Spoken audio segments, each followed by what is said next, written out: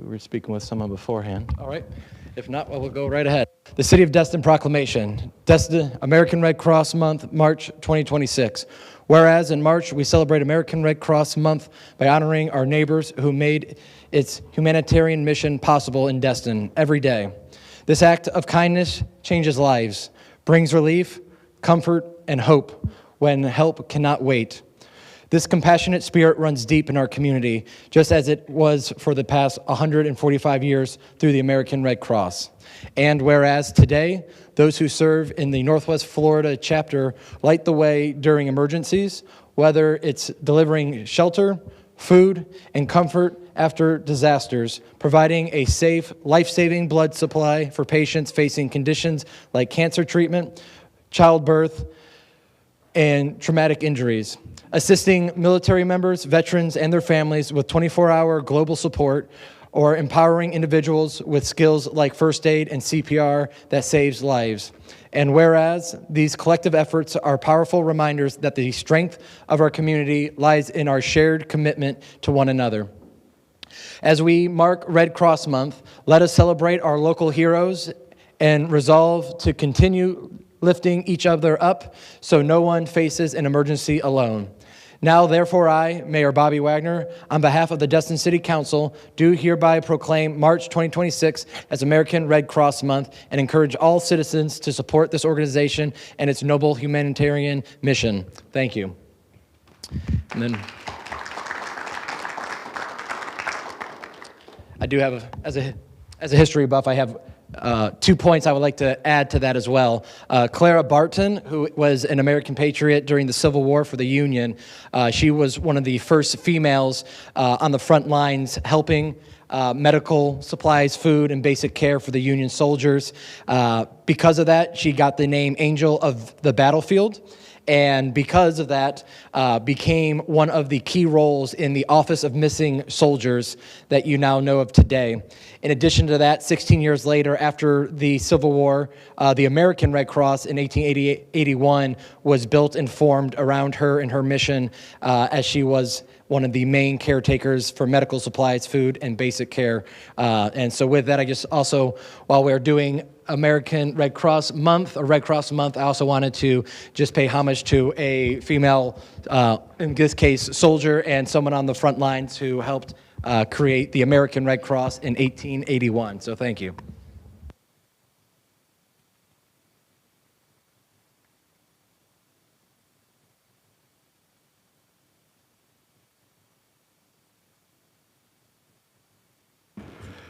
All right, and then with that, we'll get into the FY 2025 annual audit and financial statements.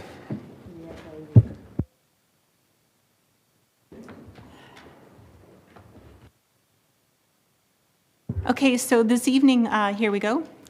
We have Wade Sansbury with Malden and Jenkins here to present the overall city 2025 audited financial statements. He has a short presentation. He's available for any questions you may have. Take it away, Wade. All right. Thanks, Crystal. Can everybody hear me okay? We got you. Great. Thanks so much, Mr. Mayor, City Council, for allowing me to be here with you all tonight. It's great to be able to have the opportunity to speak with you all. I do have a brief presentation that I'm going to go through pretty quickly. If you do all have any questions, feel free to interject at any point. The first few slides are just the overall agenda that we're going to basically touch on, a little bit of information about Malden and Jenkins. I won't go over all of those. I will just indicate to you all, just to make sure that you all are aware, that back in December of last year, we did acquire a good-sized firm out in Louisiana and Texas that increased our overall staffing size to about 800 individuals. So we're a much larger, much stronger firm that now has even more resources and capabilities and expertise to continue to serve the city. As you all know, the city does prepare an annual comprehensive financial report, or ACFR for short. This goes above and beyond what is required by the state, so always hats off to you all for going that extra mile. The financial statements themselves, I always want to remind you all that they are the responsibility and the representation of the city's management. Our responsibility as your auditors were to perform an audit and then to render an opinion. We have done so. We've rendered an unmodified opinion. This is a clean opinion and the type of opinion that you wish to receive each and every year. In the back of the report is what we call the Yellow Book report. It's our compliance report. If there were any kind of issues, any kind of findings, material weaknesses, or significant deficiencies, we would report those there. Very happy to say, once again, this year we reported no findings. Crystal and her team do a great job of taking care of your books and records on a day-to-day basis. They also do a great job of helping us get through the overall audit process timely. Additionally, this year, we'd like to note that the city did not receive and spend in excess of $1 million in federal awards or $750,000 in state awards. As such, we were not required to perform a single audit on either federal or state awards for the year ended September 30th, 2025. The next few slides are some of our required communications. We always provide those to you all in a written format in another document that I'll touch on in a minute. One thing I would like to point out is that the city was required to implement GASB 101 this year for compensated absences. This did increase the city's overall liability that you all report, but that was something that, again, the city handled very well. And it did actually require a small restatement to your opening net position. Then additionally, just like to point out that, remind you all that we are independent. With regards to the city, we take our independence very, very seriously. Then I've got a couple of slides, just some high-level general information about the city. There's a 2025 slide as well as a 2024 slide. Our overall spending per resident of $24.09, that's pretty even as compared to 2024. The general fund balance ended the year at $35.8 million, which was about a 5.7% increase from the prior year. The city did end the year with an increase in the amount of debt. The city issued about $25 million worth of new debt for capital projects and to fund some overall purchases. So your overall debt per resident ended the year at about $3,000 per resident.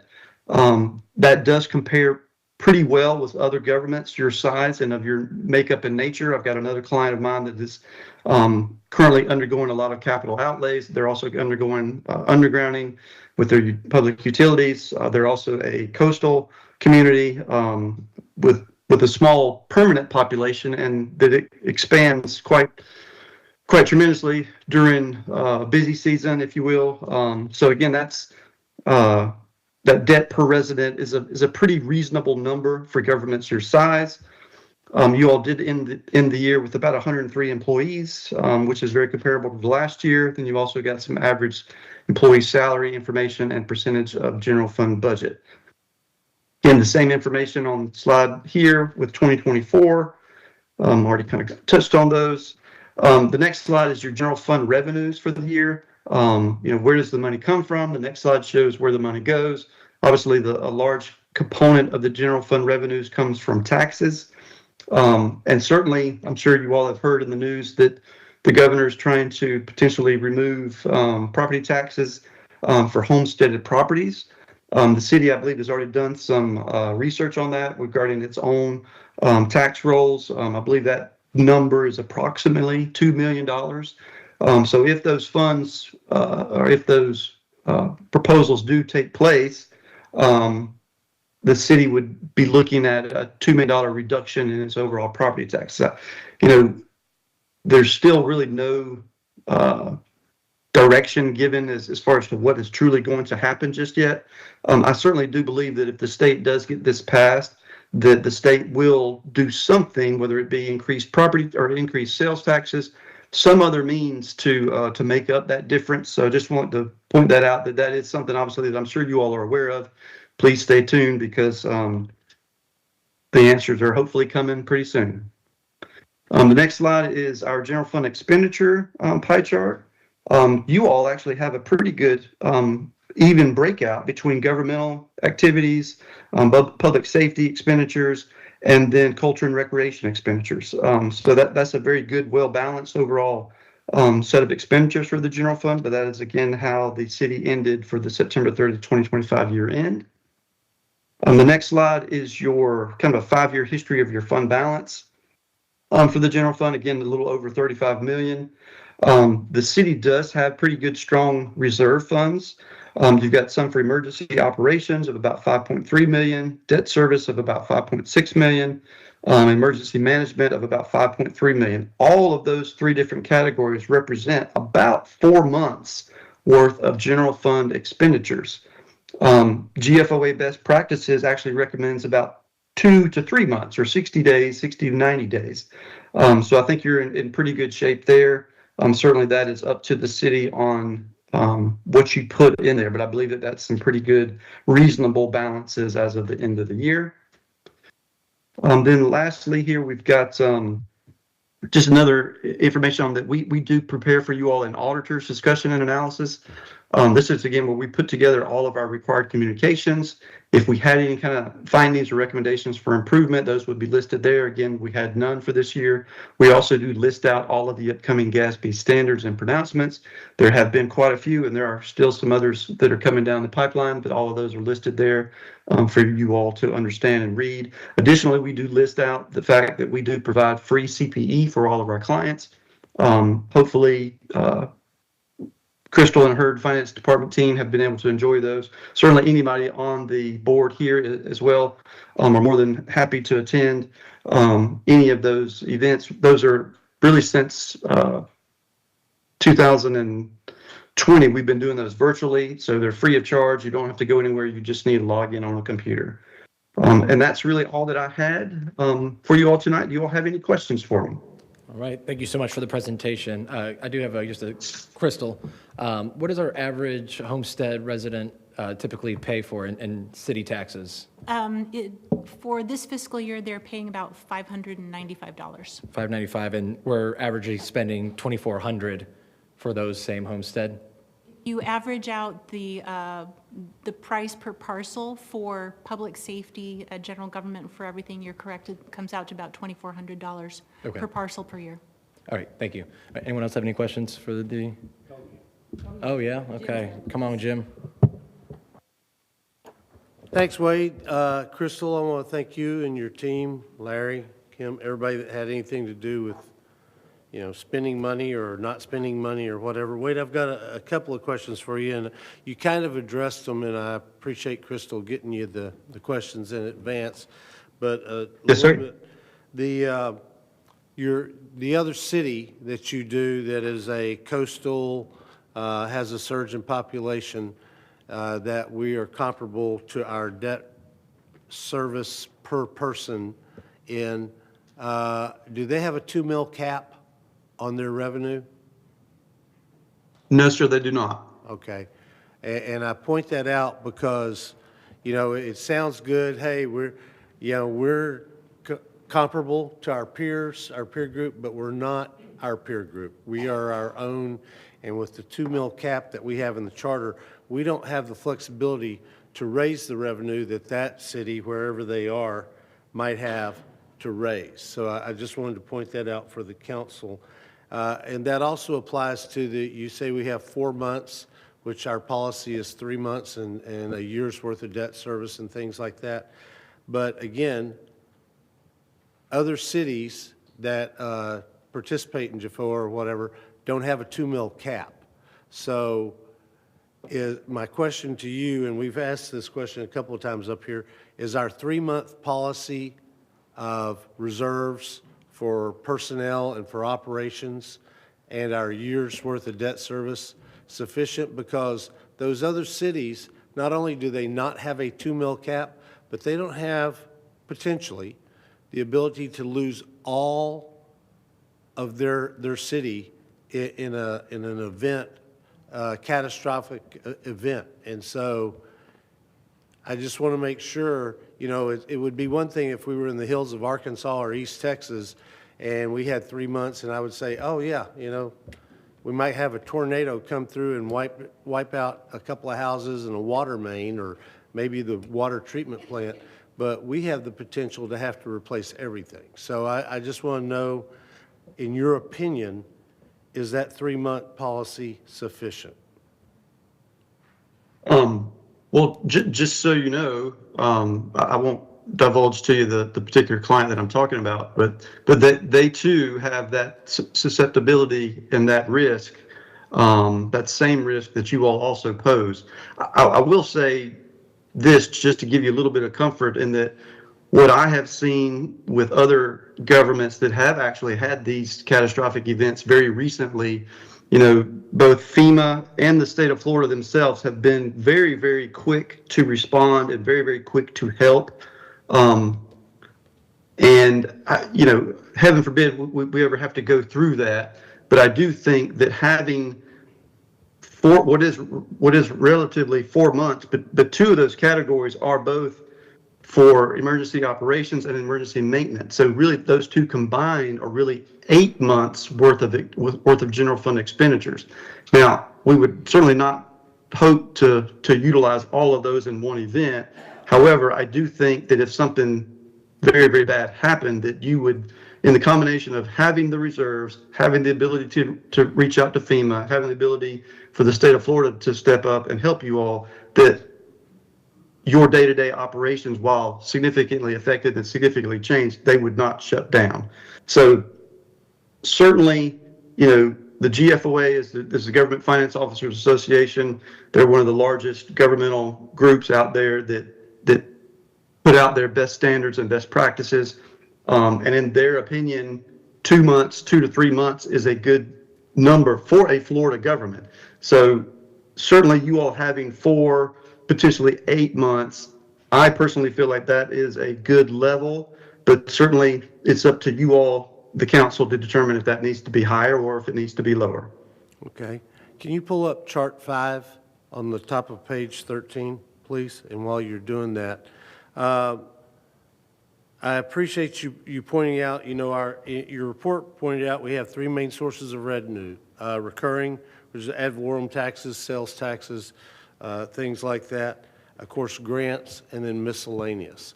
And that a couple of those are under pressure, I guess would be the easiest way to describe it. Ad valorem tax, I agree with you, probably going to go down as a source of revenue. You say $2 million, I'll accept that amount. Sales tax has been down just because tourism has been down for the last couple of years. So the sales tax revenue is down. Of course, the TDT that we share with the county is down. My concern is, what is the normal, because I can tell you, okay, I'm not sure who's putting up what, but what is the normal reimbursement rate, let's say for recreational, because what that slide shows is that we have a very low reimbursement rate. And what for those who don't understand this, what that says is this is what our programs cost, and this is what we're charging people to use those programs. That's what that slide says. And so what is the average normally for governments our size? I'm sorry, I don't really have that particular information in front of me. Certainly, chart 5 in the MD&A, if that is, again, the chart 5 that I believe that you're mentioning, it does look a little off this year. I certainly think that looking at prior years would make a little bit more sense in that this is at a entity-wide level, which means that it includes depreciation expense. This year, as part of some overall capital asset cleanups, part of the new overall software system that was implemented, the city decided to go through and reevaluate some of the estimated useful lives that it had been using over a long period of time. This significantly increased, just for 2025, the overall total depreciation expense that's being reflected in these financial statements, and especially in this particular chart. So just as an example, this year's depreciation expense is about $22 million that runs through the overall set of financial statements.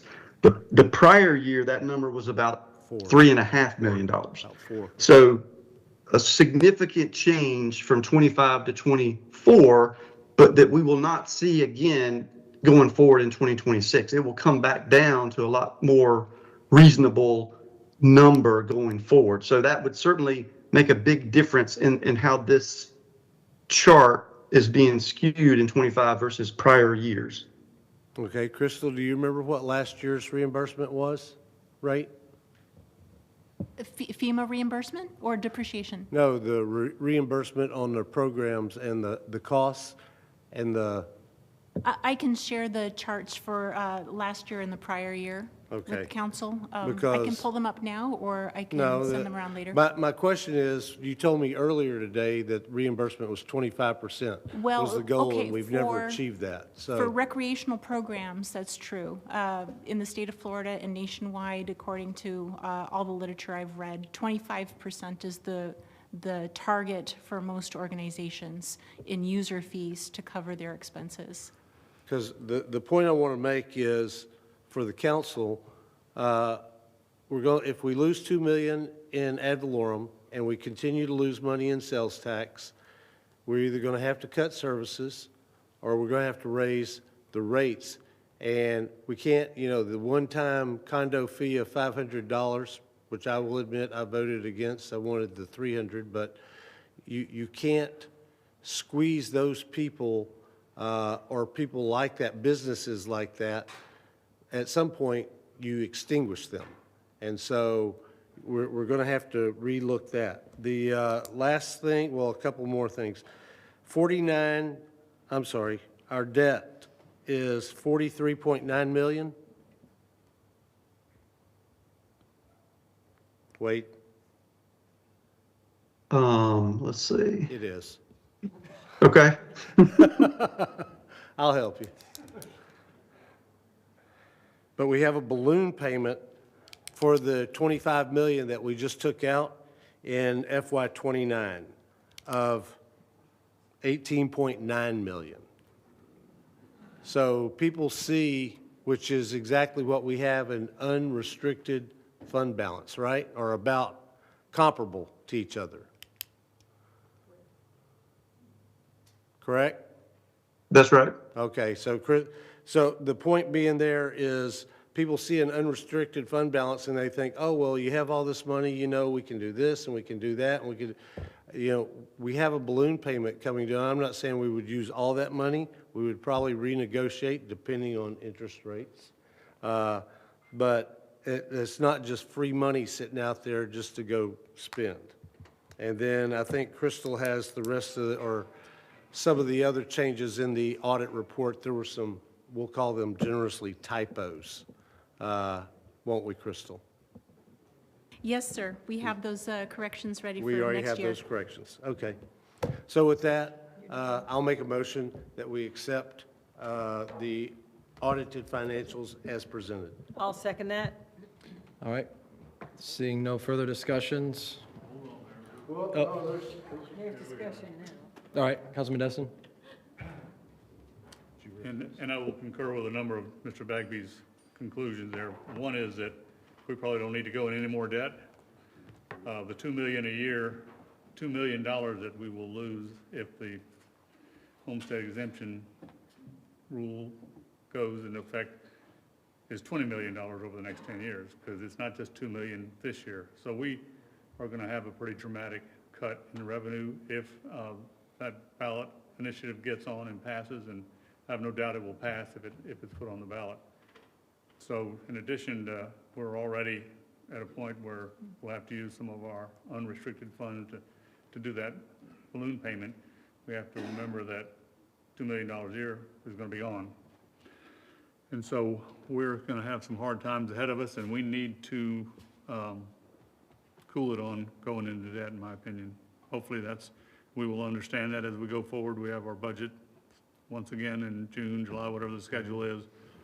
But we need to think long and hard before we go any farther into debt. I also want to congratulate Crystal. I always cut the management letter at the end. If there's going to be any not nice stuff, that's where you find it. Once again, very, very clean, no really findings that we're doing anything wrong. And so it takes a very tight operation to get that to come out where there's nothing in that letter. And I just wanted to tell them, job well done. Go ahead.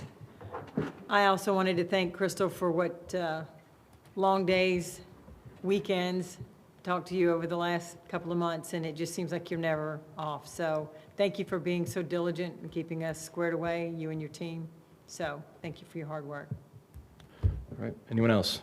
All right, seeing now, I have my motion and second on the floor. We'll call the vote.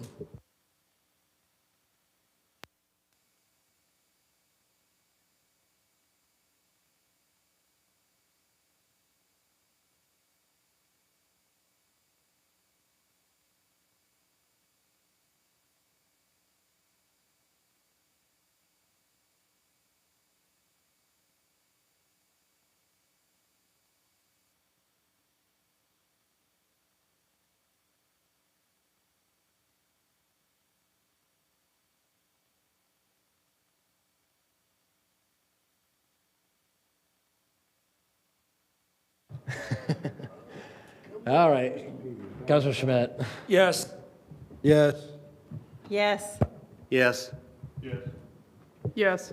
Yes. All right, with that, 7-0, ayes have it, so moved. Yeah. All right, and then National Flood Awareness. Mr. Burgess, is that you? All right, take it away.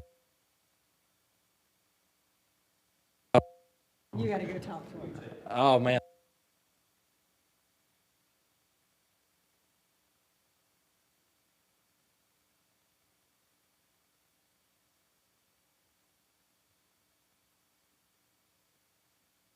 Hopefully we can say this with a little bit of grace and humility. Mr. Fitzpatrick, you want to come up here with me? All right, City of Destin proclamation. Get on over here. Get behind. Get off from the, yeah. All right, City of Destin proclamation. Flood Awareness Week. Whereas the City of Destin has experienced severe weather in the past in the form of extreme rainfall or tropical system events resulting in flooding in both coastal and environmental issues, that is flooding that has caused damage and flood loss and to homes and buildings, all areas where they are high risk special flood hazard areas or low to moderate risk flood zones. And whereas the City of Destin is a volunteer participant in the National Flood Insurance Program that provides residents with the opportunity to protect themselves against flood loss through the purchase of flood insurance at reduced insurance premium rates, as well as the setting higher regulatory standards to reduce the flood risk and preventative damage to their properties. And whereas the City of Destin participates in the community rating system at a Class 6, affording most of our property owners up to 20% discount on their flood insurance premiums. And whereas the reduction of loss of life and property damage can be achieved when appropriate flood preparedness, control, and mitigation measures are taken before a flood occurs. And whereas public education and awareness of potential weather hazards and methods of protecting the criteria for a health, safety, and welfare of our residents, the Florida Floodplain Management Association, FFMA, has declared the week of March 9th through 15th, 2026 as Flood Awareness Week. To promote awareness and increase knowledge of flood risk, the availability of flood insurance, flood protection methods, and how to prepare for emergencies.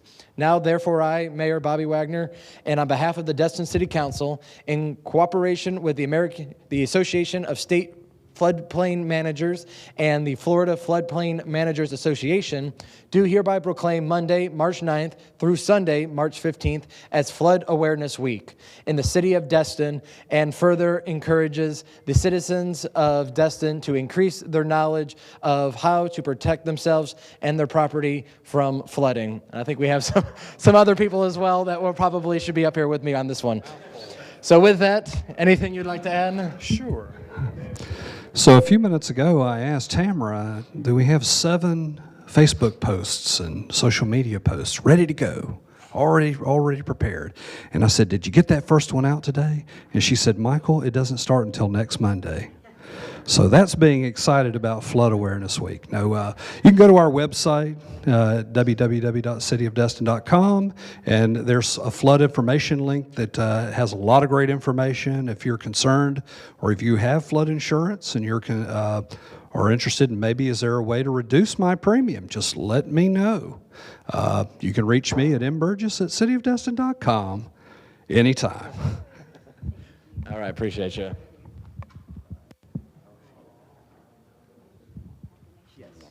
Yes.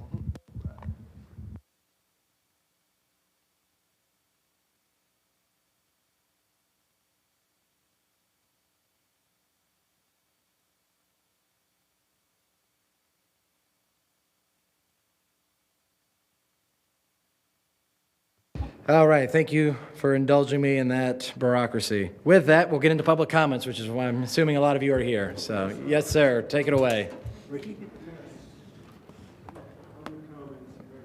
Ricky, I always look forward to hearing your public comments. Just hit that gray button. All right, Ricky Lynn Grant Jr., 175 Main Street, Destin, Florida, 32541, General Delivery, USPS. And, yeah, so I have just a few things I would like to say on, there's a lot of civil lawsuits going on with the 1099 entrepreneurs out there. And I just wanted to make sure that I'm moving in the right direction. So I got a farm up in Pulaski that I'm probably going to try to go to law school at some point for this real estate license.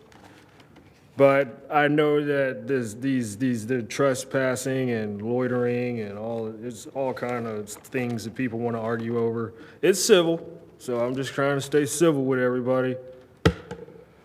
Let's see. So yeah, the law school up in Tennessee, this farm that I'm building. But I got to stay in the books, man, with the real estate and with the 1099 independent contractors. People got all kinds of identities out there. But to the state, we all independently contracting, and so that's my identity. So contract independently, and the state, that's how people get paid out there, is independently contracting. So, but I need to stay in the books because I think it's important to stay with the law. I mean, that seems to be the law of the land out there is the Justice Department. So that's what I'm following. That's where I'm going. That's my horizon, like all the mutual funds, New Horizon, that's my portfolio. I got so much stuff that I need to talk about, but I guess I got this little orange bag because of the fisherman and then 200 supercars. I be picking up leads out there, man. Somebody want to sell me 200 supercars. Everybody like that lead, so I bought y'all the DuPont Registry magazine. Well, I got to build a facility to house them all. That's where I'm trying to get me on hatch. I also got this little fishing bottle for going to Alaska and playing panache on my yacht. Going to sail to Alaska. Well, they got Gary Keller with the real estate birds. I really want to get into some leadership with the real estate people so I could sit and be like a gargoyle, you know, I just reign, you know, I ain't gonna move. I'll just sit there on top of the chateau or farm that I'm building up in Pulaski. Well, that's 3 different main offices that I'm gonna work out, but I wanna keep up with Gary, Jerry Norton, Chris Cron.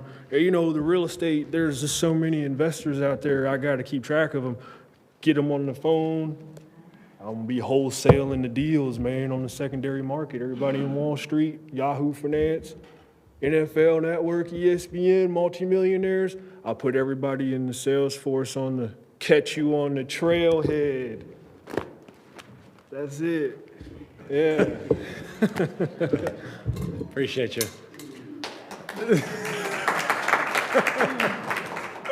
All right. Public comments. I'm going to start on my right, y'all's left. Anyone wish to speak? Yes, sir.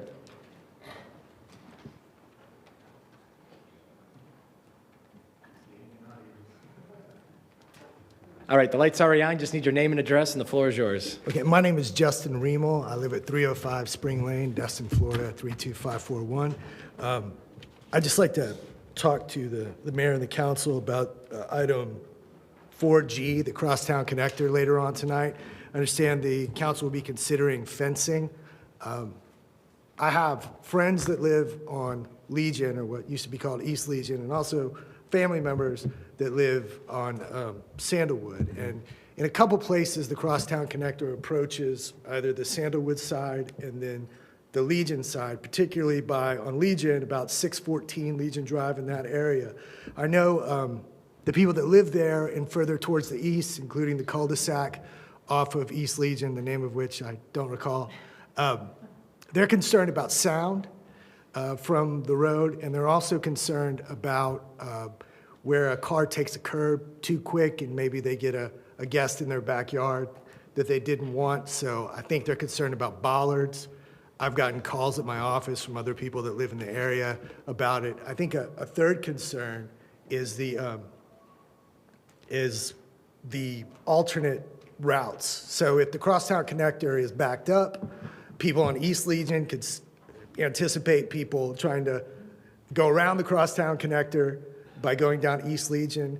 In my area on Spring Lane, where the Crosstown Connector connects back into Legion proper, where the basketball courts are and the tennis courts and everything, people are currently taking a left onto Cardinal, a right down Elise, a left on Spring Lane, and then a right on Emmylou to avoid the traffic on Legion, and then they go back to the Airport Main Street intersection to take a left onto Airport. So I think some speed control devices in those affected areas may be prudent. So in summary, I'm asking that later on tonight, when item 4G comes up, that the council and the mayor consider acoustical barriers to prevent sound, bollards or other physical barriers to prevent car crashes into backyards and things like that. And then speed control devices on the alternate routes that might be taken, which I think could be Mountain Drive, East Legion, the streets like Elise and Spring Lane off of Legion, and probably other areas that you know better than I do. Thank you. Awesome, thank you for that. All right. Oh, I got one more before you, Fitzpatrick, sorry. Yes, ma'am.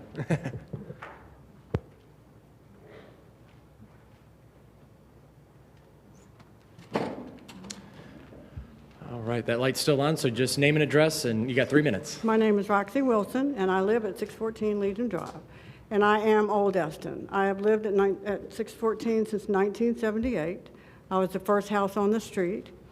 At one point, it was a dead end, and it got cut through. But what I'm trying to say is, I'm worried about the road behind my house. According to the map that was dropped off at my house, it looks like to me that the road is coming closer to me, my backyard, than anybody else. And I'm worried about a car accident. You never know what's going to happen. A car could come right through my backyard. My grandchildren play there all the time. I'm very concerned about safety in that respect. I'm also concerned about speed. You know, I watch them go down my street 90 miles an hour for a long time, and the same thing's going to happen behind me. Is there going to be any, like, speed bumps? Is there going to be any kind of, I know y'all are supposed to talk about a wall tonight, or a fence. I do believe that there needs to be more than just a fence. A vinyl fence is not going to solve the problem that I have, and it's very, very important to me. I need something that's going to stop a car that's going to come through my backyard. And I'm also worried about lights. I mean, I live in my backyard and have for years, and you know, to think of the quiet going away is one thing, but also lights, you know, like if you do a fence, it's going to be like strobe lights. The noise is going to be insane. It's going to take away a lot of my quality of life. And so I just hope that you take these concerns in hand when you're trying to decide what you're going to do back there. I think a nice wall would be wonderful. Thank you. Thank you. All right, yes, sir.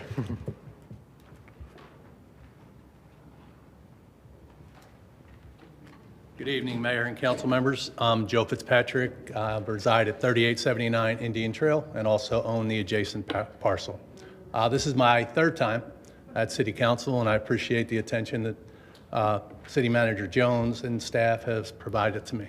Since my last council meeting, I provided a comprehensive overview, just so staff was and council was a little more abreast of the situation. In addition to that, I also met with City Manager Jones and staff, and also submitted a follow-up proposal. So I appreciate the attention thus far from council, and I look forward to any insight and direction to move things forward and progress. And what better way to at least come to some sort of structured resolution and path forward with National Flood Awareness Week. Thank you. Thank you. All right, anyone else in the middle? All right, yes, ma'am.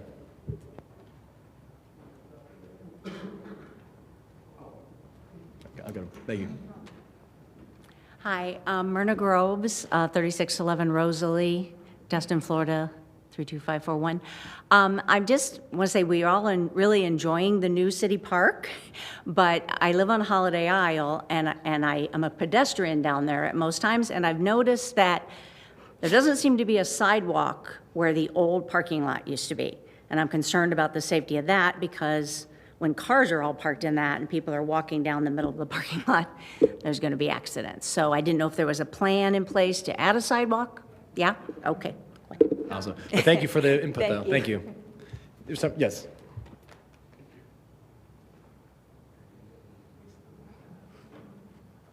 Good evening. My name's Rob Valentin. I live at 508 Noriego Road here in Destin on Holiday Isle. I'm a member of the Holiday Isle Board of Directors and Treasurer, and I'm here representing the 1,900 properties and the residents of those properties. We thank you for your continued support, by the way. It's much appreciated. We feel very much that we're on the same page here.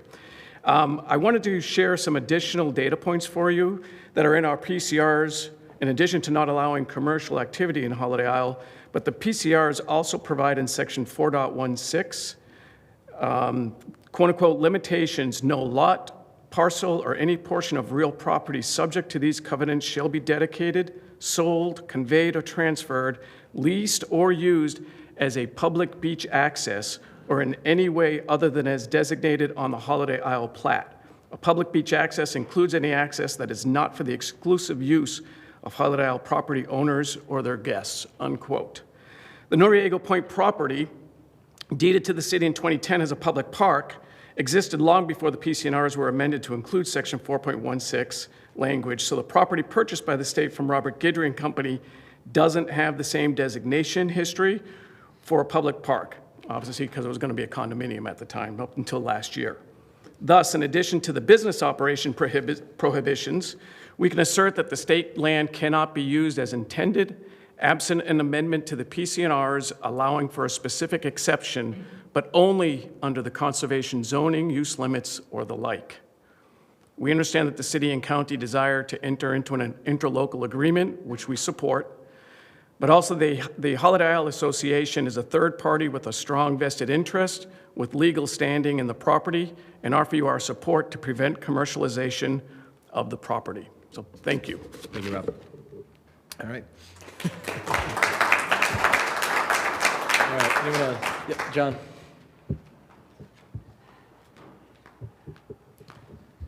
Evening, Mayor, Council. John Stevens, 4025 Indian Trail. First, I just want to compliment staff on the QR codes payment system that's at Joe's Bayou.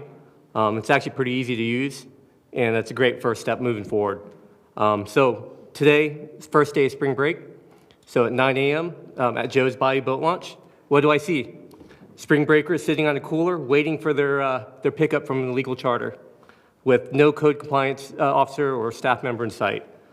So it's too early in the season to already start dealing with potential legal charter activity at one of our public facilities. Having this moratorium on liveries, it's frustrating as a legal charter activity has been happening every year with no solution. This hurts businesses that have been doing it right for all these years, and it makes me want to run as an illegal operator because I feel like staff is more focused on looking at the businesses that are doing it right than the legal operators. One other thing to note, with the Destin Marina launch temporarily being closed, I'd suspect that Joe's Bayou is actually seeing a lot of increased usage right now. So with that increased demand, and not only that, all the businesses are actually putting their boats in the water to get ready for the season. I seriously doubt a lot of these businesses are actually paying. So if you actually have either a code compliance officer or a staff member there to pretty much make sure that people are paying, I mean, not only that, you can actually see what illegal activities actually go on there. You might be able to potentially generate a net positive revenue, I mean, once you see how much business is actually occurring without y'all knowing it. I'd even be curious to see compare the security camera footage compared to the actual revenue that's being generated through this QR code, and it'd be real interesting to see if it fiscally makes sense to have someone there right now. That's all I got. Appreciate it. Thank you for that. John, just so you know, I'll be addressing that exact issue with Michael. We've already talked about it. Mr. Dallas?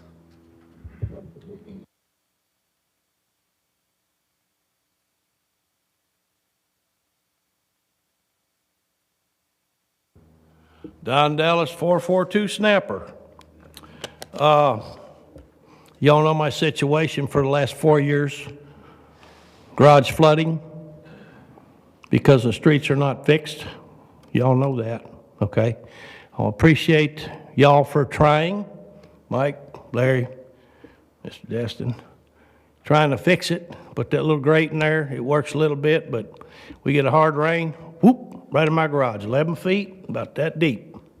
Still going on because the city has not been fixed like it should have been 2017, like all the other streets surrounding my street except for my street. Y'all know all the purchases you've been doing. I've been here 7 years, 16.5 million here, 9 million here, 400,000 for this stuff, blah, blah, blah, which is all good. The street needs to be fixed permanently. No Band-Aids, okay? I keep hearing we don't have the money. We always got money to do whatever. I'm asking the council to please, I put in for a grant with a lady over here 2 years ago, ain't heard a word from it. Y'all get a grant to fix Snapper Drive, and you don't have to do a heck of a lot of it. I'm the only one on the street got swolls. That's it, okay? And that's where all the water's coming. So, you know, the city of Destin, y'all know what you're supposed to be doing. Public Works is responsible for maintaining city infrastructure and public spaces, including streets, storm sewers, grounds, facilities. The Department Stormwater Management, that's this week, right? Stormwater Management, the department manages stormwater systems and ensures compliance with stormwater regulations, including maintenance of swales to prevent flooding and pollution. Okay? And Public Works, this is the one I love. They're trying to help me, but the customer service. Public Works responds to public inquiries, resolves issues, 4 years, and got done, and ensures the quality of services provided to the community. This is on y'all's website, okay? So again, I keep hearing we don't have money. We got money to buy everything else. But I wish the council would try and, you know, get a grant to fix my street. At least start with some, you know, other than what my man right there tried to get done, he got it done, but it ain't working. I know some other folks brought stuff by my house to dig up my yard or dig up my flower beds and put all this stuff in there. Well, I can't do that. I'm 78 years old. Plus I got bushes and roots and all kind of stuff. I shouldn't have to be doing that because I pay my taxes a month in advance, so I save $100. My flood insurance went, I know, we're done. Okay, cool, thank you, Mr. Mayor. Yeah, you're good. My flood insurance from when I moved here 7 years ago was $400 a year. Now it's $800 a year. And I don't live in a flood zone. Okay? That's why we bought the house. We looked at several houses in Destin. They were in a flood zone. I told the wife, nope, we ain't doing it. Now I got to pay $800 a month. Or I'm sorry, a year. So anyway, if y'all can get the money rolling, I'd love it. Mr. Geely, I appreciate you for bringing it up the last time I was in here about a month ago. And hopefully y'all can get together and get some money going to fix it. You know, start with other than what we got right now. I know y'all ain't got millions of dollars to do all this stuff, and I heard how much it's going to cost to dig up the street and all that mess. But start off somewhere because what you're doing ain't working. But thank y'all. Thank you. I know I ran over, so I'm out of here. Oh, one more thing, quick. I can't shut up. I'm going to make a little announcement. This Saturday at Baytown Wharf, I've been doing this for 5 years with Joe, who owns Emerald Coast Customs. We put on a car show from 8 o'clock in the morning to 3 or 4 in the evening, Baytown. Car show, hot rods, whatever, Lambos, you name it. And it's for the children in crisis. So that's this coming Saturday. It's supposed to be beautiful, so I hope everybody comes out. Excuse me. Hope everybody comes out and spends your money and get raffle. They give away stereos, all kind of stuff for raffle tickets, 50-50. So hopefully y'all come out. Thank you. Bye. Thank you. All right, anyone else? All right, seeing none. All right, we'll close the public comments and we will move on to the consent agenda. We only have 3A. Do I have a motion? I'll make a motion to approve. Second. With a second and a motion, seeing no comments, we will call the vote. Oh, there we go, cool.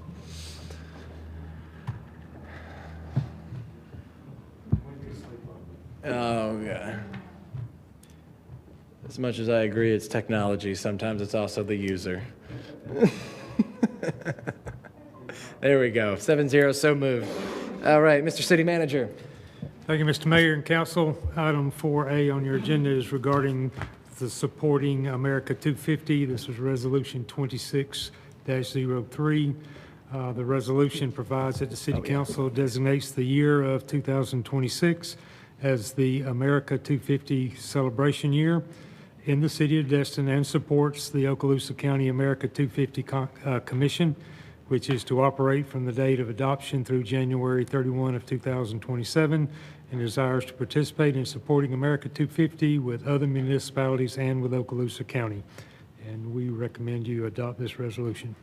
Awesome. Thank you for that. Do I hear a motion? I'll make a motion to adopt that resolution. All right, and a second? All right, I have a motion and a second. My only comment there is I want to thank our Mayor Pro Tem for stepping up on there. I am running out of bandwidth, so she's graciously stepped up to be our representative, so thank you for that. I have to give Miss Tamara, our doctor at PIO, she is totally helping me get through this, so thanks, Tamara. Birthday girl. Yes. Nice.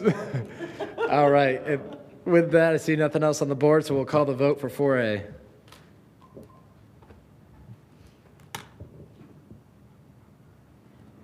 All right, ayes have it, so moved, 7-0. Passes unanimously. Thanks, sir. Dr. Mayor. Jones. Item 4B is regarding the State Park on Holiday Isle and the pursuit of rezoning property to conservation.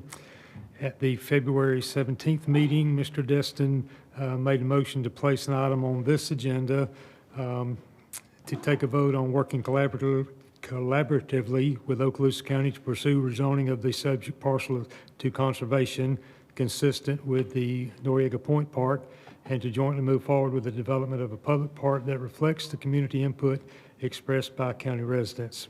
That motion passed. And so tonight we're presenting you with that process, which would require a future land use map amendment, amendment to the city's comprehensive plan, the future land use designation on the property, the rezoning of the property, and an amendment to the existing development order. So there's a lot of things that has to occur before we get to moving to that conservation. As you know, we have a meeting in the morning with the Board of County Commissioners where we're making a request regarding an interlocal agreement. So we look for your direction as to how you want to move this forward, if you want to initiate that process now, if you want to see how that interlocal agreement moves forward. So we look forward to your direction. All right, Ms. Kopp? And just for a reminder, to date, the county still does not have a legal interest in the property or any lease or contract with the state, so keep that in mind. All right, and then Councilwoman Trammell, did you have? Okay. Councilman Destin? I would suppose that since they do not have an ownership interest in it yet, that we might be slightly premature. The state of Florida owns it, and they may be the people that we ultimately contact. Yeah, so, depending on how tomorrow goes, at the next meeting, we may move forward with this and contact the state and try to get their cooperation in moving forward on this.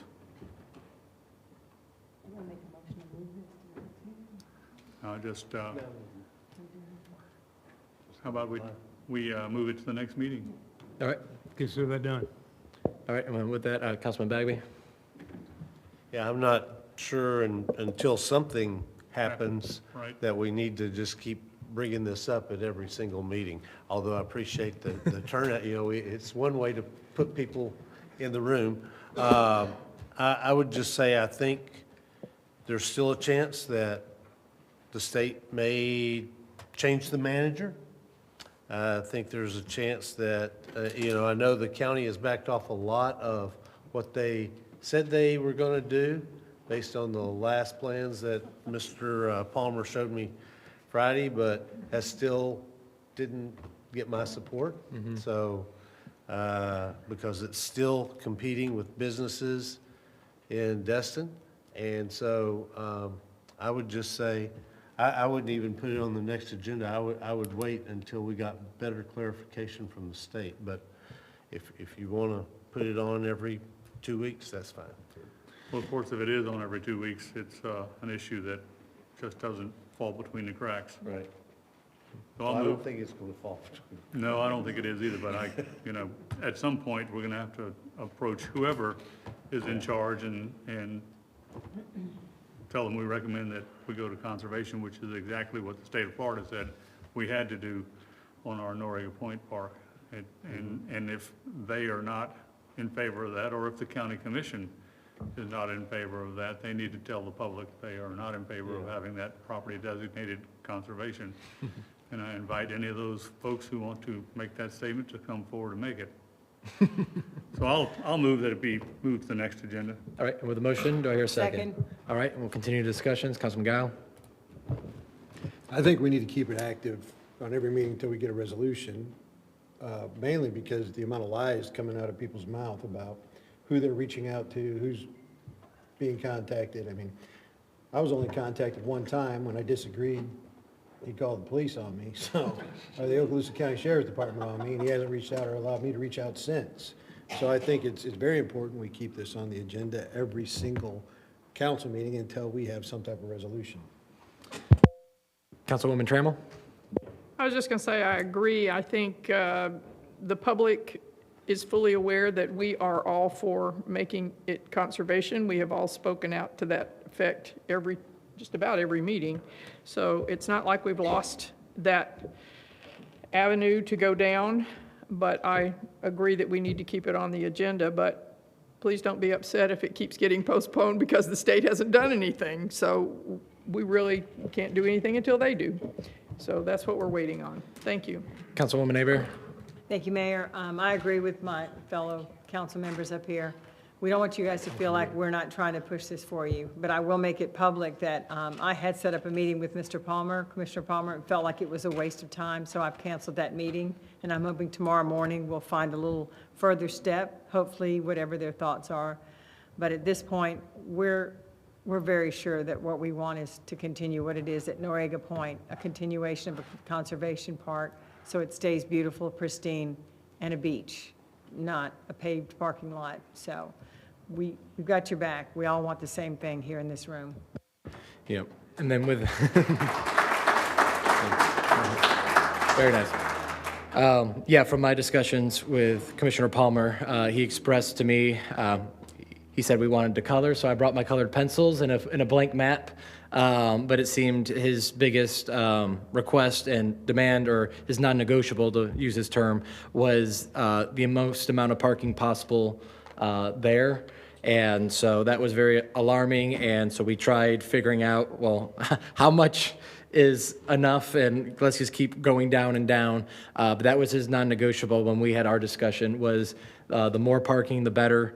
On the parcel itself, and then from there, it talked about the park, I guess the parking that's already there in our right-of-way currently, and I don't know if this board's ever really considered what we wanted to do there, if we're going to use it for parking or paid for parking, or how that would work, but I know that's a discussion that will eventually come up, and so I just wanted to relay some things that we talked about, and really to make sure that we're not abusing y'all's time, and making sure that when you guys do come, it's for the right meeting at the right moment for the right decision making.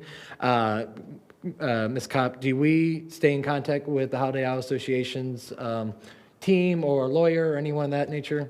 Yes, we do. Okay. The Holiday Isles, well, the HIIA's attorney has reached out to us regularly, including today. She had sent correspondence to the county attorney and the county administrator with respect to Holiday Isles position, and so I forwarded that to you all today because I was copied. She's keeping us in the loop, but the Holiday Isle attorney's letter said that Holiday Isle supported our version of the interlocal, but also that they wanted a role in the approval process and a say.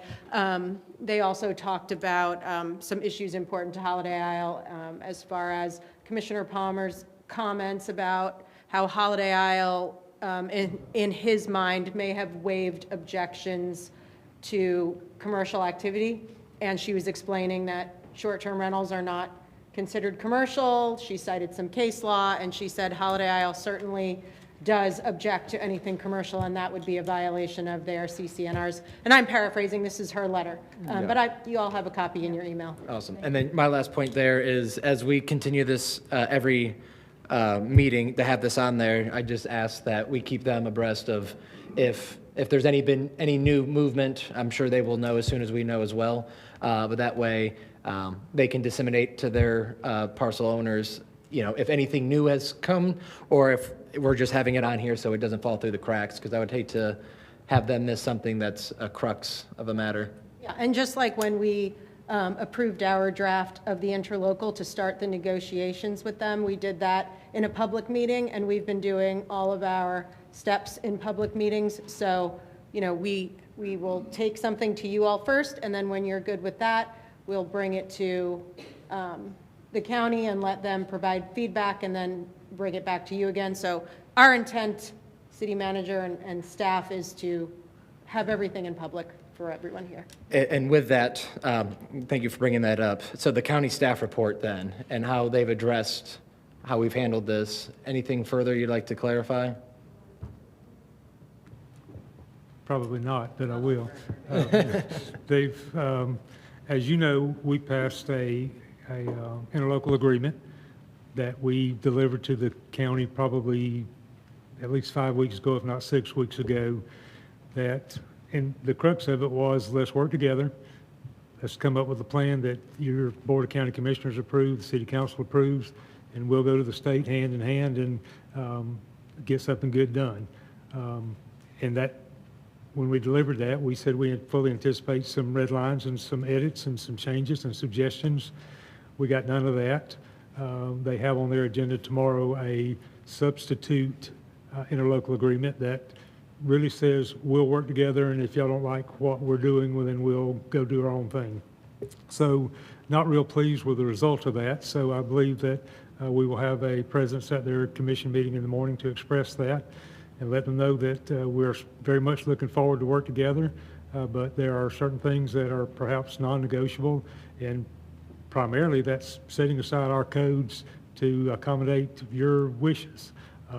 Seems like every day something new arises that kind of muddies things up, so we'll continue down that path, but we will have a presence there in the morning, and I look forward to seeing what comes from there.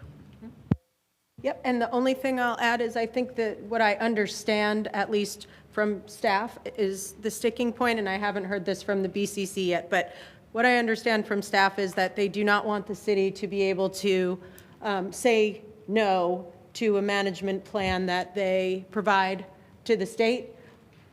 Our agreement said that both the BCC and the City Council would be required to approve the management plan before forwarding it to the state, and they have removed that. Our other issue is, again, our interlocal recognizes that as of now, the county doesn't have an interest yet. If they do, we would collaborate, and their version kind of says, the county is going to manage this property. I don't think that's fully been decided yet until they have a contract or a lease with the state. All right, thank you for that. Councilman Bagby. Yeah, I would just, in our maximum pressure campaign, just so everybody understands, we're not only approaching the county and the county commissioners and the county staff, but we're also approaching our state legislative delegation. So some of y'all see them around. They'll be out of session. Of course, they'll be back in special session here. But the non-negotiables, when Mr. Palmer and I sat down, just so y'all understand where we are or where we think the county is, he had two non-negotiables. One, the parking there would be free to county residents. I don't have a problem with that. Told him I didn't have a problem with that. Their intent is to use license plate readers. So a car pulls into the parking lot that's there,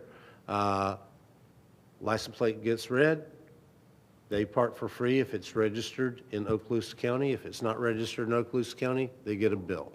I didn't really have a problem with that. Now, we may disagree on the amount of parking there, but that wasn't a non-negotiable. The free to county residents was non-negotiable. The other thing in his mind that was non-negotiable was unity of command, i.e. one person, not a collaborative decision-making process, but a one entity. And I said, well, that's fine with me as long as the city's the one entity. We can all agree that we will, we can meet both of your non-negotiables. There is another one that we think is coming from the state that he identified, and that has to do with the docks. And I've gotten the same feedback from our state legislative delegation, is that we can't get rid of the docks. We may be able to modify them or scale them or something like that, but we can't just eliminate them.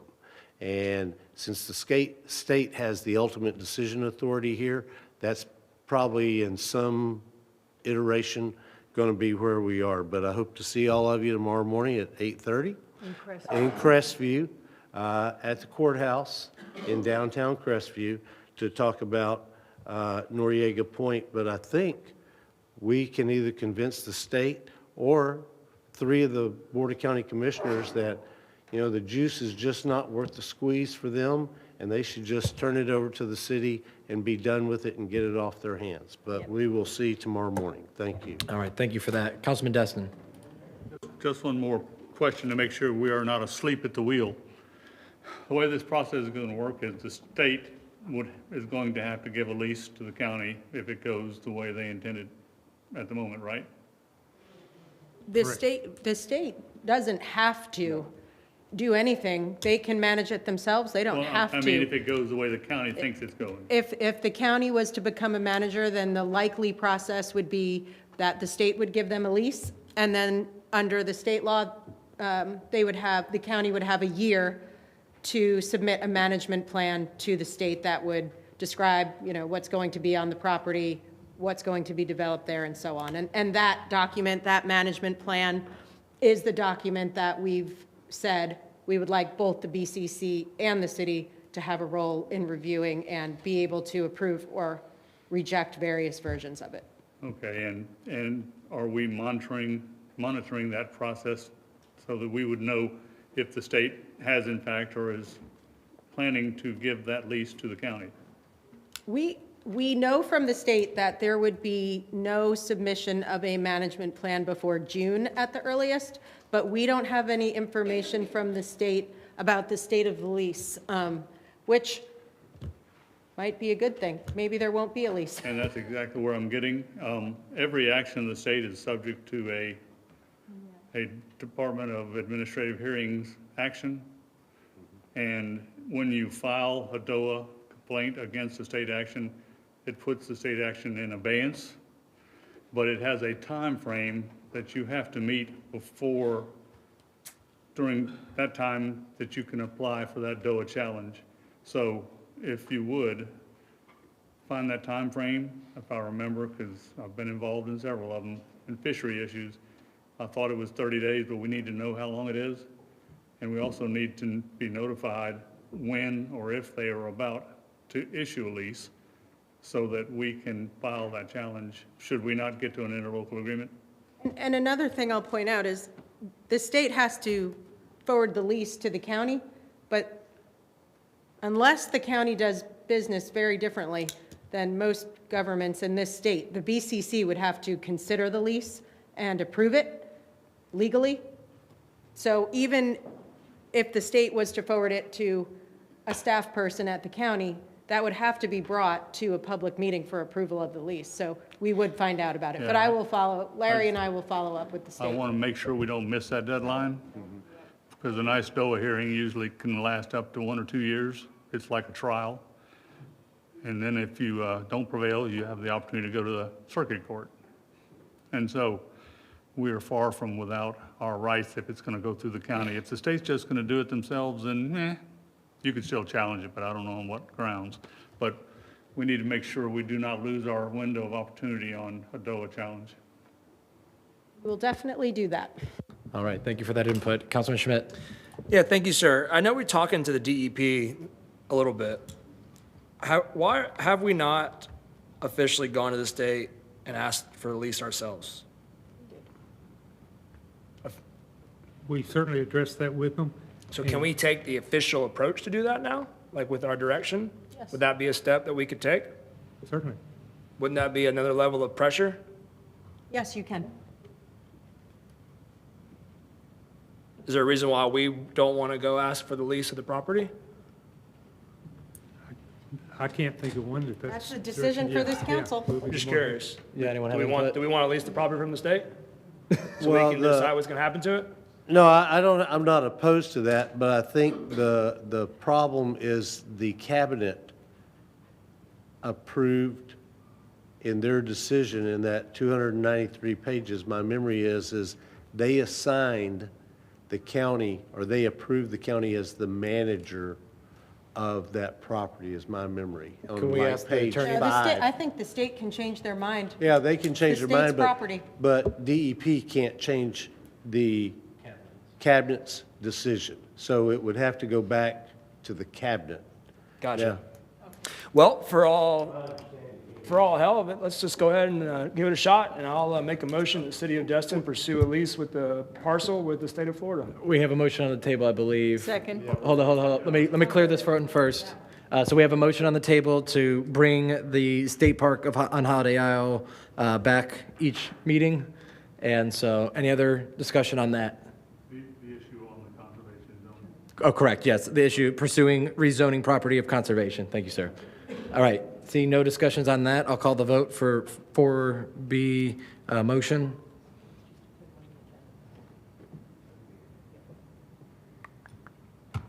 All right, ayes have it, 7-0, so moved. All right, Councilman Schmidt, with your motion, please.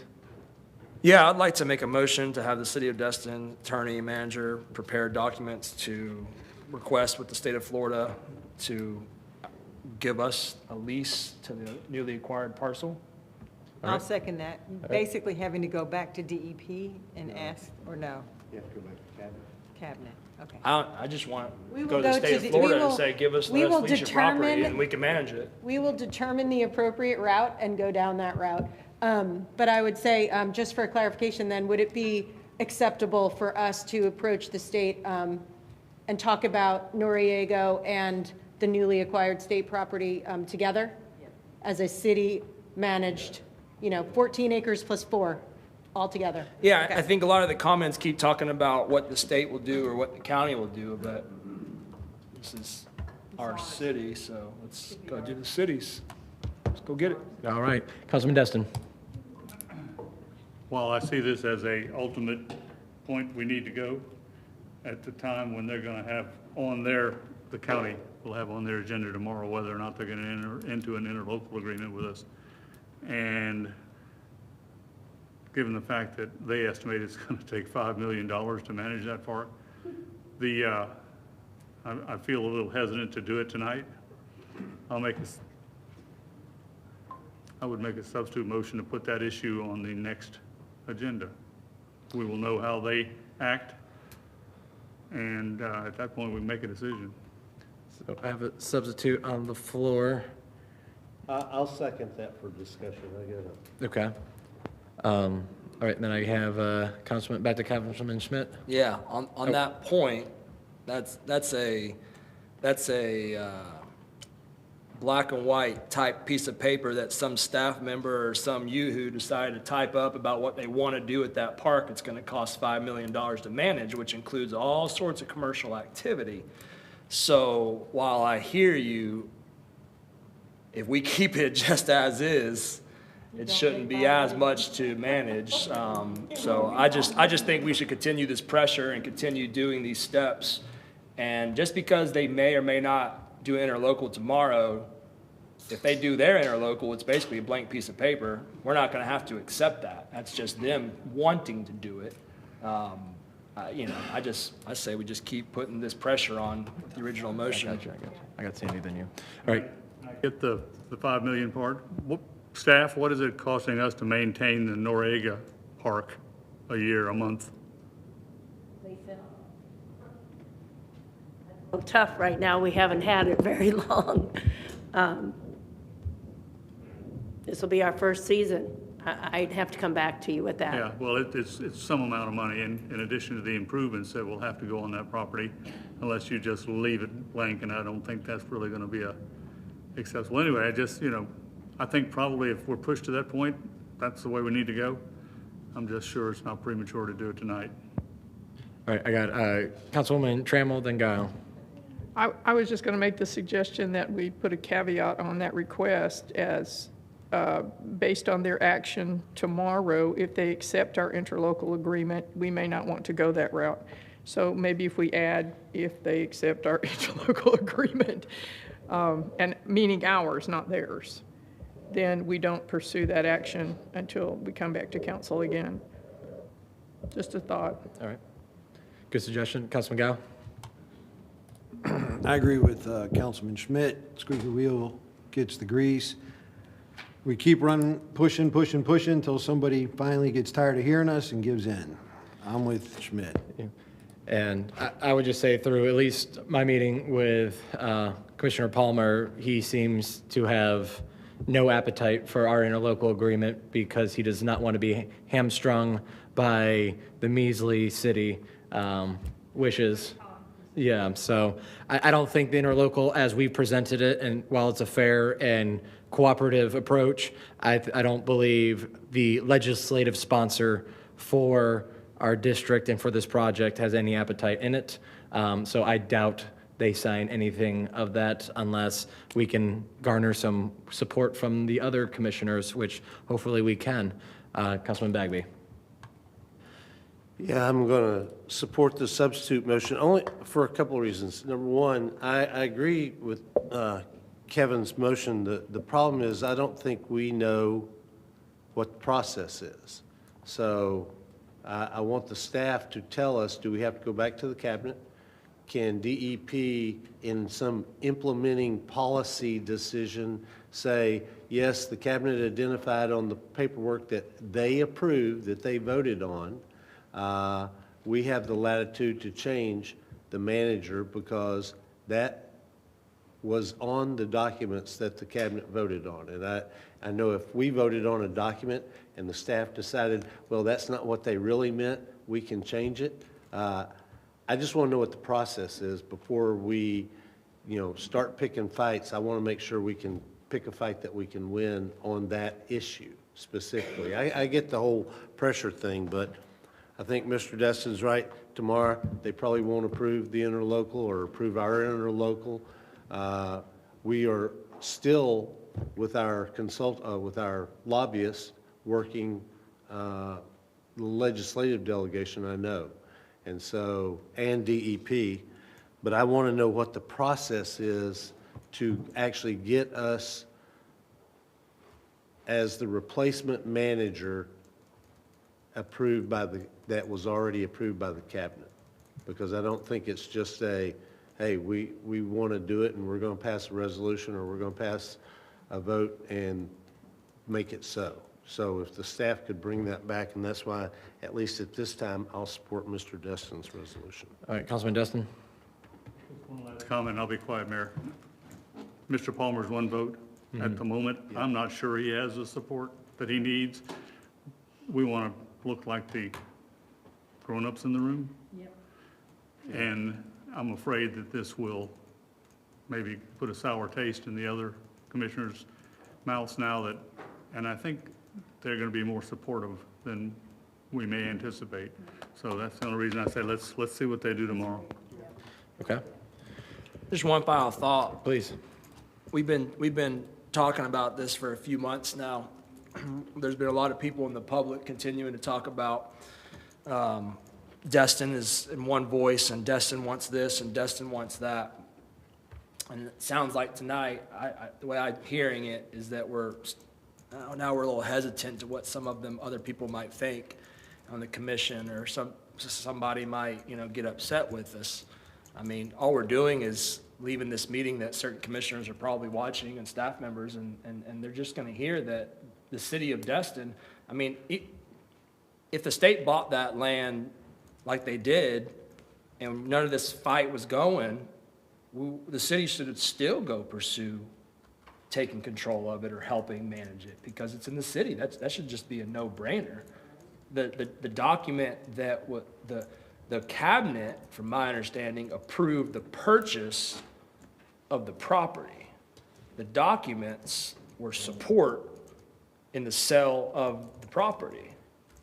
Hundreds of pages, Doesn't necessarily mean it was a requirement when they bought it. It was just a support document that says, here's some things that you could possibly do at this property. And if you want to do it, hey, we also talked to Okaloosa County, who said they would be happy to manage it for you. I don't think that was a binding document that, makes that happen, but I just see no reason to continue to say, hey, this is the city of Destin, and we want to manage that property, and we're going to try to go lease it too. So if y'all want to work with this, let's, keep working with this. Then we don't have to do it, but why waste any more time is my only last thought. All right, with that, I got a substitute motion on the floor. Do we all know what we're voting on? All right. Let's hear it again. Yeah. Councilman Destin, can you help us out with your substitute? Just what? The substitute is to place this on the next agenda. With all In other words, information we don't make a needed? decision tonight. The decision will be put off till the next meeting.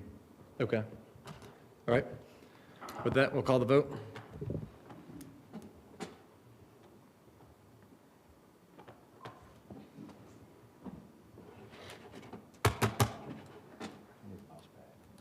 You want this? I don't need it. All right, ayes have it, 5-2, so moved. All right. And anything else? I don't think so on that topic. All right. Thank you, Mr. Mayor. Council, next item is 4C. This is confirmation of our Community Development Director. Ms. Tina Dieter is our recommended Thank you guys for being choice, here. and I believe she is online tonight. If you have any questions for her, she is not a stranger to the city. She was the director previously, and his timing has been very convenient for our need at the current time, so we're excited that she's looking forward to coming back and joining us, that she is willing to be a part of us, and we hope you'll join us in that by confirming her into that position. And she's available if you have any questions, I'm sure. Well, hey there, thanks for being on Zoom. The last time we had a very convenient timing, we got an awesome city manager, so. Oh. With that, yeah, right. Shut up, Jim. Councilwoman Aber. I was just going to say, good to have you back, Tina. I think we've already got somebody making the motion Yep. in a second, so I'm just going to say, yay, I'm glad to see you back. All right. Thank you. Councilwoman Trammell? Yes, I'd like to make the recommended motion. I move to confirm the city manager's recommendation to hire Tina Dieter as the city's community development director. And welcome. Second. And, Thank you. It's great to be back. Councilman Bagby, do you still have the second? Oh, you got the second? All right, yes, sir, thank you. All right, any discussion? Any direction? Seeing none, we'll call the vote for confirmation. See you soon, Tina. All right, ayes have it, so See you, moved thank you. unanimously, 7-0. Welcome back. Thank you, Tina, and thank you, council, for that vote of confidence.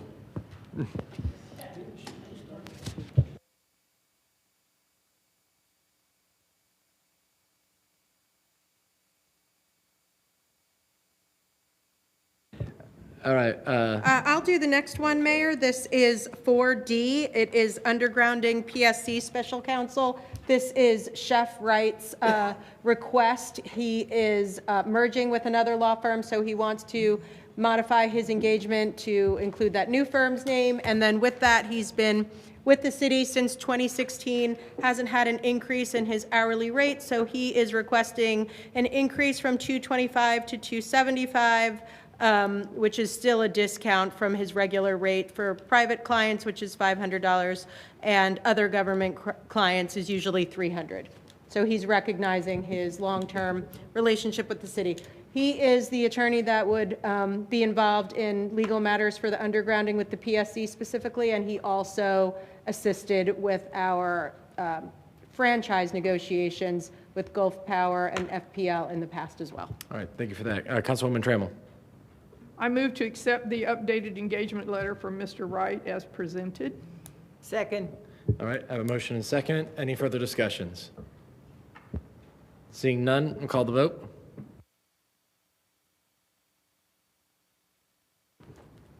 Ayes have it, so moved unanimously. All right, back to you guys.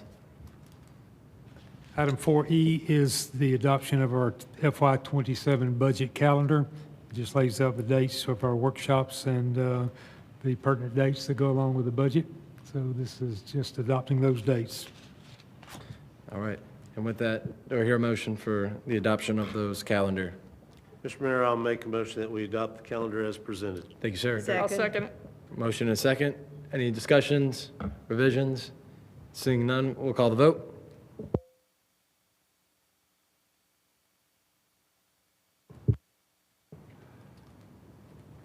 All right, ayes have it, 7-0, so moved. Next item is 4F is regarding the arbitrage on the Trustmark loan.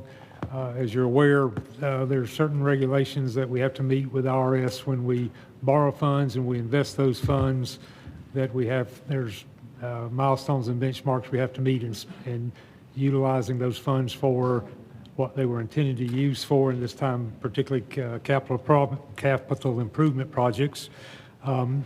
But the crux of this agenda item is to preserve our timeliness in using those funds and saving $150,000 that we're potentially have to pay back to the IRS if we don't meet these dates by May 7th. Ms. Crystal has put together a budget amendment that accomplishes that. So this would be the next step in that process, and then there'll be another one in November that we'll have some more information between now and then on. But this action tonight will preserve our ability to capture that $150,000 and not pay it back to the IRS. And I will defer to Ms. Crystal if she has anything further or if you have any questions. All right, Ms. Strickland, do you have anything for us? No, I think City Manager Larry explained it very well, so if you have any questions, I'm right here. All right, thank you so much. All right, with that, I'll hear a motion at this time. Ms. Trammell? I move that the council adopt the attached budget amendment as explained by the city manager. Second. All right, I have a motion by Councilwoman Trammell, second by Councilwoman Hebert. Any discussions? Seeing none, we'll call the vote. Moving and grooving now. I know, you're going to ruin it for us, aren't you? 7-0, so moved. All right, moving right along. Crosstown. Next item is 4G. You heard some public comment earlier regarding this item, and particularly before you. No. No, we just have a max Escudis. Is regarding. Do you want them up here? Yeah.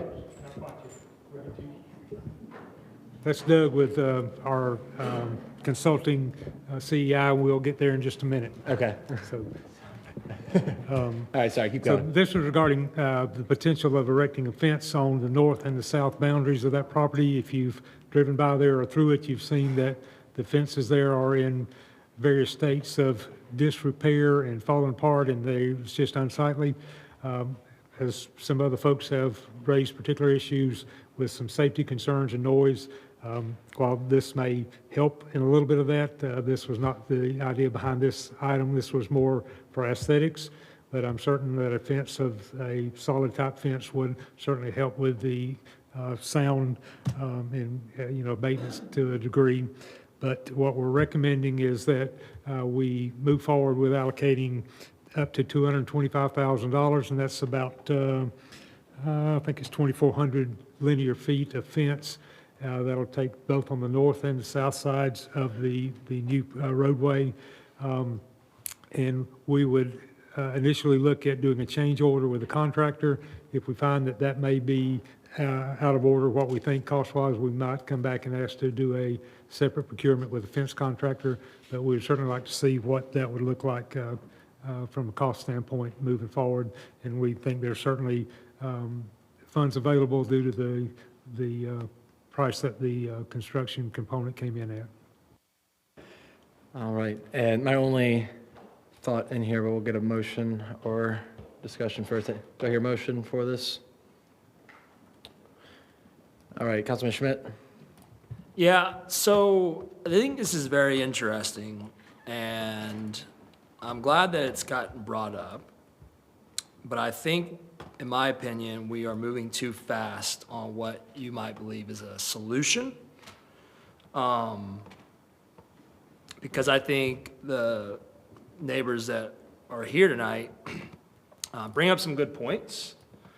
And, you know, it's like when you driving down the interstate or highways and they're putting up walls, I'm sure there's reasons, but I think what you're trying to do is to, you know, there's some maybe bad looking stuff. Well, go through the city of Destin streets. We got people's front yards that look worse than these fences, and we don't put fences in front of their yards, right? So, and this is such a monumental project, I think we should look at some other solutions. So I would like to make a motion to y'all bring us back some potential other ideas to consider for sound, safety, and sight. And with that, if I can just throw a suggestion out there, the newer duplexes that are off Airport Road, Shane Cannon's development there, I'm going to screw up this name here, the Podocarpus scrub. Just a really nice looking bush that grows fairly quickly and very densely. If it was good enough for him on his private development, that might be another suggestion as well. Maybe as well as a fence or in lieu of a fence.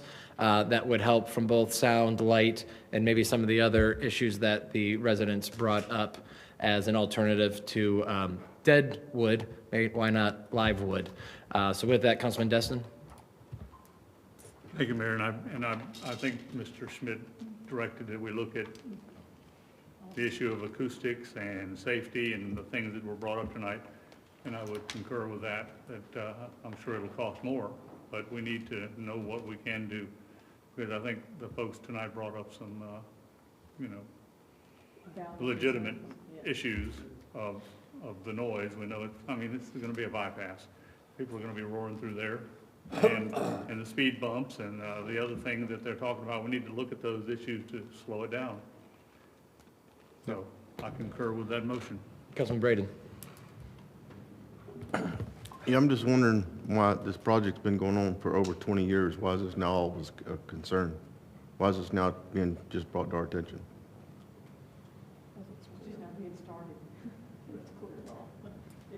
I mean, we've had, like I say, over 20 years, we've had all kind of workshops. We beat this dead horse till it was almost disappeared. I mean, I'm not saying we don't need to do something. I'm just wondering why this is all of a sudden coming up tonight.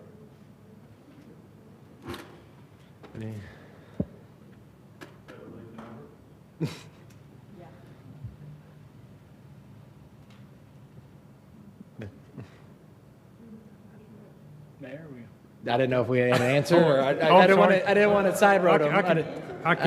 No answer is an answer. I guess they don't want to leave them hanging and go to the next. Well, I can tell you why we brought it up was simply going out and seeing what it looked like on either side, and whether there was an appetite to leave it as it is, or to if we're going to put a park type thoroughfare there to at least handle the aesthetic part of it. A lot of good points brought up tonight, and I'm sure Doug and his group with HAF will be glad to work with us on how we mitigate some of those other situations. So we're more than happy to bring it back at a later date. I don't think it's going to be a problem, because I won't support it, but I'm sure this council will make sure the speed limit down through is about 25 miles an hour. 15. 15? Yeah. I wouldn't doubt it. So, I don't think we're going to need no speed bumps or nothing. Councilman Bagby. Yeah, in fact, I raised this issue with the staff during my briefing, because the natural barrier is my preferred thing. I think part of the problem here is we don't have the landscape plan in front of us, because when I ask about the landscape plan, there are trees planted along the perimeter. Now, they'll start out as, 2 or 3 inch caliber trees. And when I started at Rosemary Beach, 2003, those trees along 30A and along North and South Barrett Square were 2 or 3 inch caliber trees, and they were about 8 feet tall. And now you go down there and they've canopied over 30A, and they've canopied over part of the, trees grow. The Podocarpus hedge that you're talking about, that's what's used at Alice Beach, which is a sufficient noise. I mean, if it protects those, $10 million homes from noise and traffic running through there down 38 from going in, I would say that would be, you have the trees as they are, give them a little room to grow, and then you put podocarpus hedge in between, and that's probably a good solution. I don't worry about, well, it's going to become a bypass. Yeah, it is going to become a bypass. That's the reason we fought to do it for the last 20 years, is because everybody was using y'all's neighborhood streets as a bypass. So we said we want to get it out of our neighborhood streets and just get it on a street that goes along. I'm not a, we need bollards and we need speed bumps and we need all this other stuff. I'm not a fan of speed humps, but we have a process. It's real simple. You can get your neighbors to sign, and you can go before the Public Works Public Safety Committee, and you can petition them to approve a speed hump, and then they'll vote on that, and they'll bring it to us, and, you can get a speed hump if it goes through but we have a process to do that. I'm just saying, let's try the natural solution. I don't think that it's going to be a problem. I don't think it's going to be 15 miles an hour, but I don't think it, and I think we can make it look naturally beautiful. Those walls, if you go over to Pensacola, those walls are ugly. And they put little airplane things, because they love the Blue Angels, and they put little stars. Those walls are ugly, period. And that's not what I think we want the city of Destin, particularly in an area we're trying to make a park, to be what we have there. So that's all I'd say. And just to beat the dead horse further all the way through, if my backyard was abutting to what will be eventually to a small park and a large park, I would be going in my head like, well, man, I'm just going to put a gate in my backyard, lock it from my side, and now I've got access to a park. If we put up a fence or even the shrubs, I don't know how that access is. It's on our land, so just throwing that into consideration I don't know if we would want that, but that'd be my first homeowner play would be, oh man, there's a park behind my yard. Let me just make a gate, and now I got front row seats to it. I know we got to come up with a landscape that creates all these, checks all these boxes, but just throwing other variables that our local constituents might like or want or be thinking about. So with that, I got Councilman Schmidt's motion on the play to bring it back or consider things. You just want everything to come back? Whatever he said. All right. Sounded good the first time. Yeah, it sounded great. All right. Does anyone need to rehear the motion? I don't think so. All right, here we go. All right, coming back with a lot more options. We'll call the vote. Yes. Yeah, thank you. Sandy's misprocessed. All right, 7-0, so moved. All right, staff pay adjustment. Item 4J, a couple of meetings ago, we were asked to bring back some calculations regarding salary increases or pay adjustments of a 1%, 2%, and 3% for your review. So in your packet, you found a couple of tables. The first one is the FY26 impact, and it shows those totals of what a 1%, a 2%, and a 3% increase for the remainder of this fiscal year would be, and that would be $47,600, $95,234, and $142,851. Below that, you see a roll-up for the following years, years 2 and year 3, which would be compounding the increases and adding a 2% cost of living and an average of 2% merit increase on top of that. So if you see those numbers again, you see the 1%, 2%, and 3% for the total annual impact, the year 2 and then the year 3. So that was the numbers based on a percentage calculation. There's been some other thoughts that maybe it would be a one-time payout, so there's not a compounding effect. Perhaps the idea of a static amount paid across the each of the individual employees so that those on the lower end of the pay scale would receive a higher percentage than those at the higher end, or some version thereof. So that's before you for your consideration, and we'll take whatever direction you provide us. All right, Councilwoman Trammell. Yes, and to add to that, when I had my briefing, I asked for a breakdown of position and the amount that they're getting paid and the annual amount, just so we could look at that. I was pretty shocked to see that we're still not paying $15 an hour for some people. I mean, the state's working at that as a mandatory thing, and it was hard for me to believe that. But anyway, that's the piece of paper that you got tonight with the position. Yeah, just to echo that, I can be a cash register at Publix for 20 an hour. Yes. All right. So with that, I don't know if there's a legislative sponsor who wishes to speak first on this, or if there's a motion on the. I think I was. Oh. Yeah, Mr. Guile was one. Yeah, Mr. Guile. Yep. Yep, he's on. Yeah, at our, I feel sorry for our person at $14.01 an hour. We just felt like we needed to go 1 penny higher than minimum wage just to prove a point. I mean, but we have a lot of personnel here, especially staff, hourly personnel that are not making a wage that the city of Destin allows them to live in the city of Destin freely and openly, which I'm sure is causing some people to commute outside of Destin. We've got a little bit extra money in the account. I think we need to take some of that money and disperse it back to some of the employees that are working hard to make these things happen. As far as I'm concerned, our job up here is to give them the tools to do their job.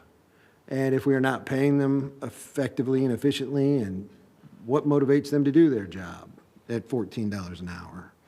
So, I made the motion to come back with 1%, 2%, 3% so that we could figure out what would be a fair increase for staff, or at least to show some type of appreciation for all their hard work. Obviously, I would like to go for the 3%, but I'll make that motion just so that we can see where we stand. I'll second it. All right, I got a motion and a second for a 3% raise, and that's across the board. Sir, yes, sir. All right, thank you, sir.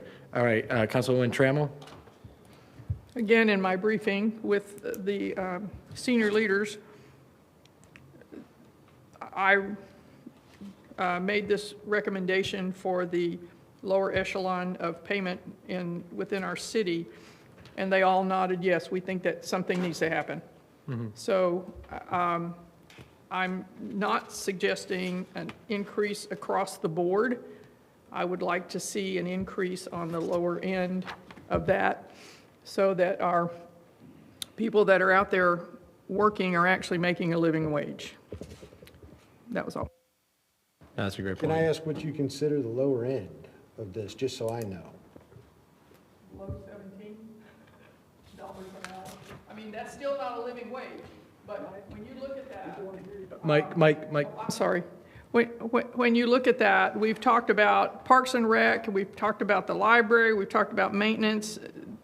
A lot of these people are outside in the heat, the cold, the rain, the snow, whatever we have here. And So you said below 17, so you're talking about 10 people in the entire city? I would say below 20. Especially the first page. For the largest increase. But below 20 for me is fine. I don't have a problem with that.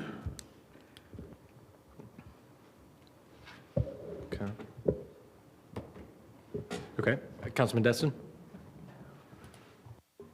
I would only suggest that this is a subject that should be discussed during our budget.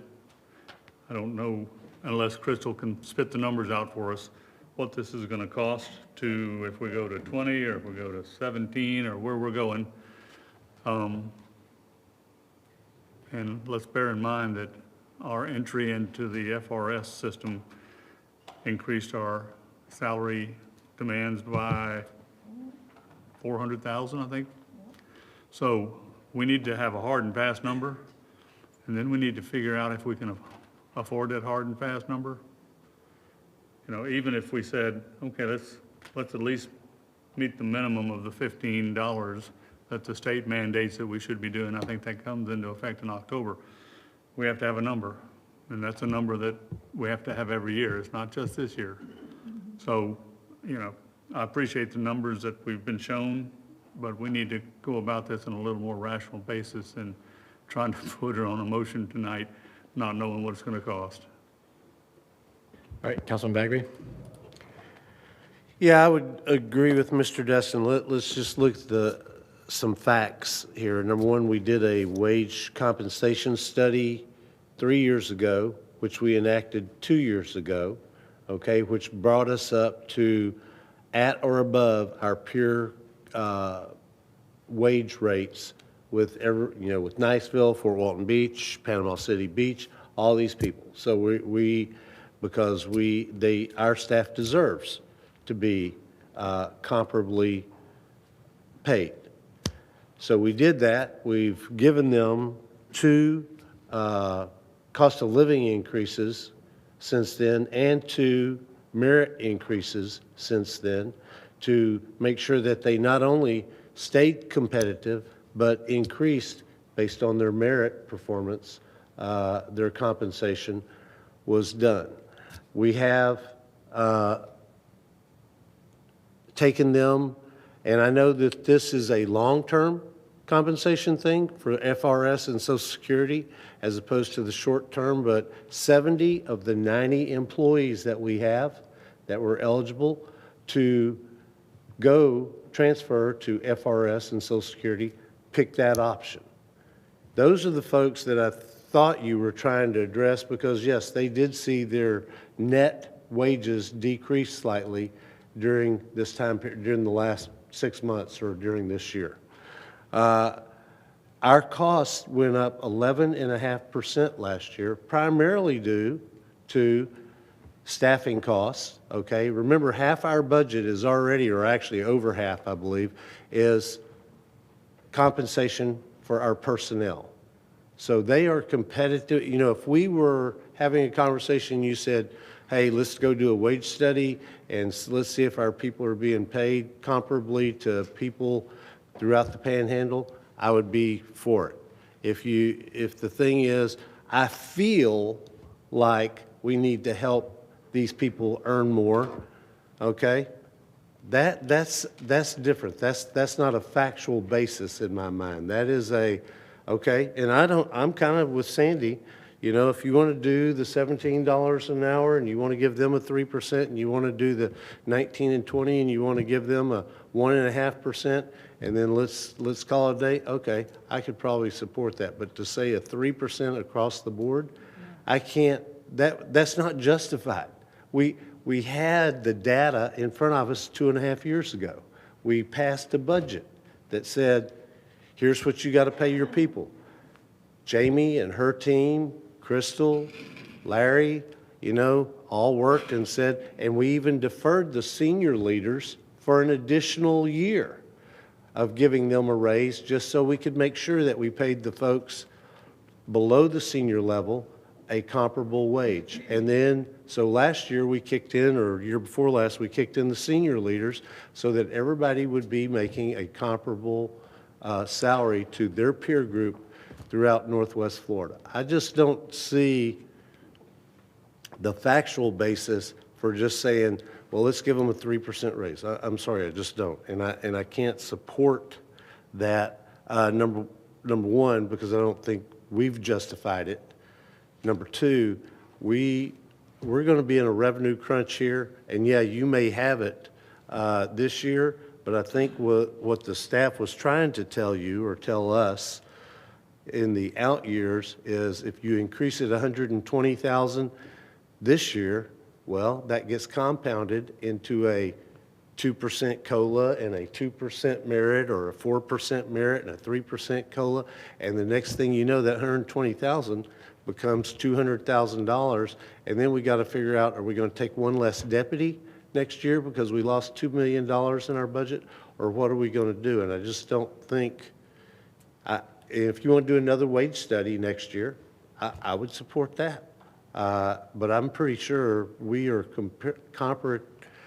comparably paying our team. Thank you.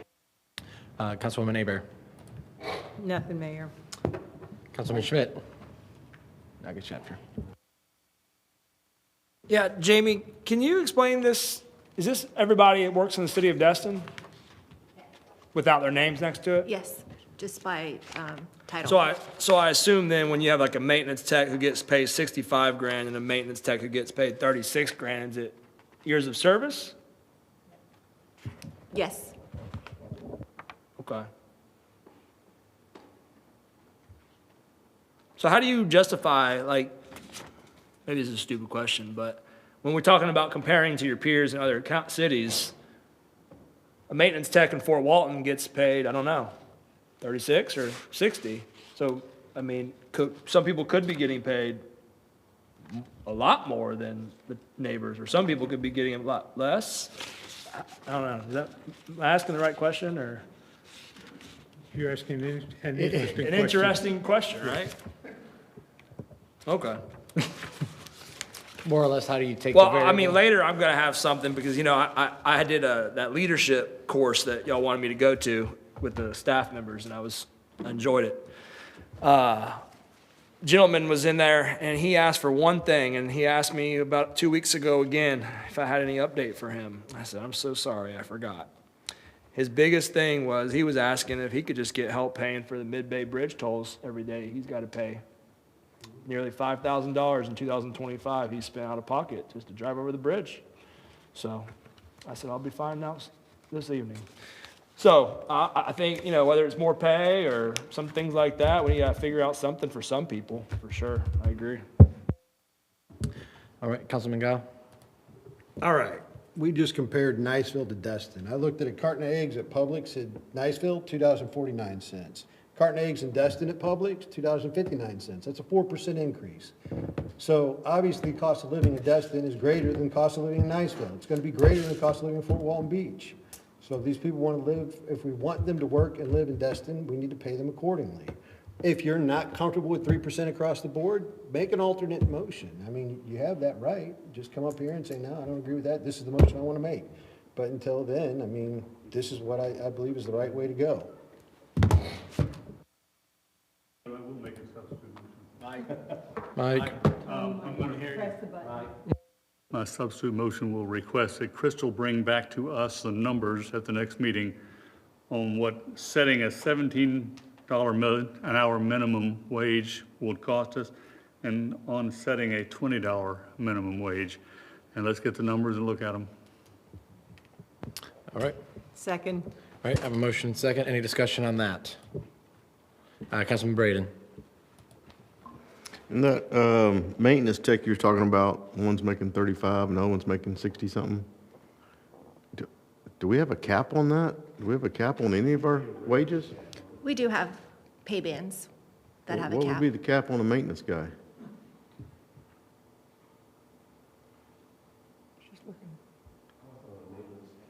Maintenance tech, yeah. What's the cap on that?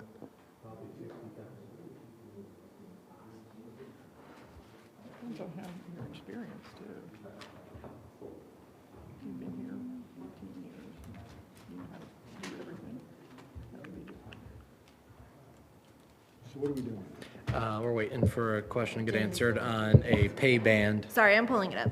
Yeah. Hit him with the specific question. All right.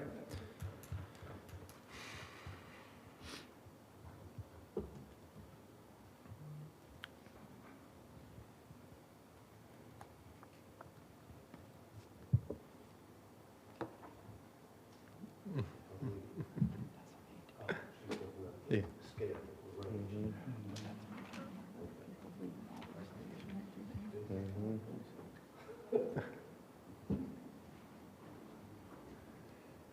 All right, looks like they're scattering. Sorry, just one more sec.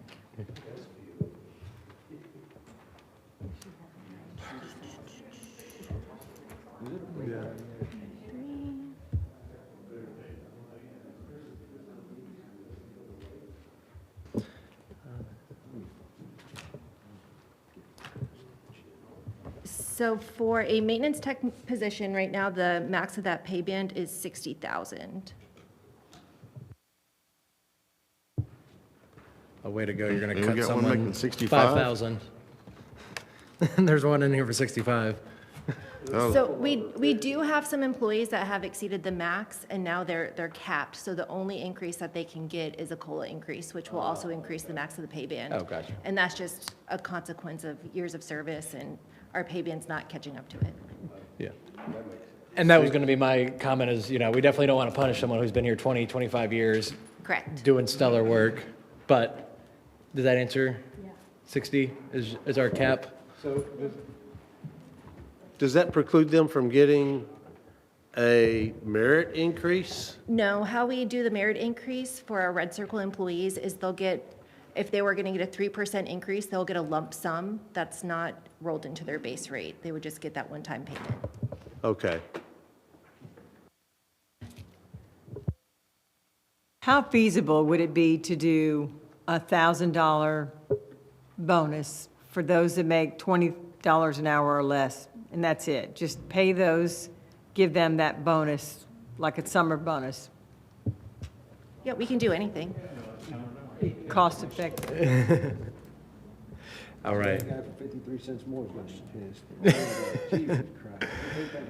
All right, so to keep this going, I got a substitute motion to bring back a 17 and 20 cap, or 20 minimal.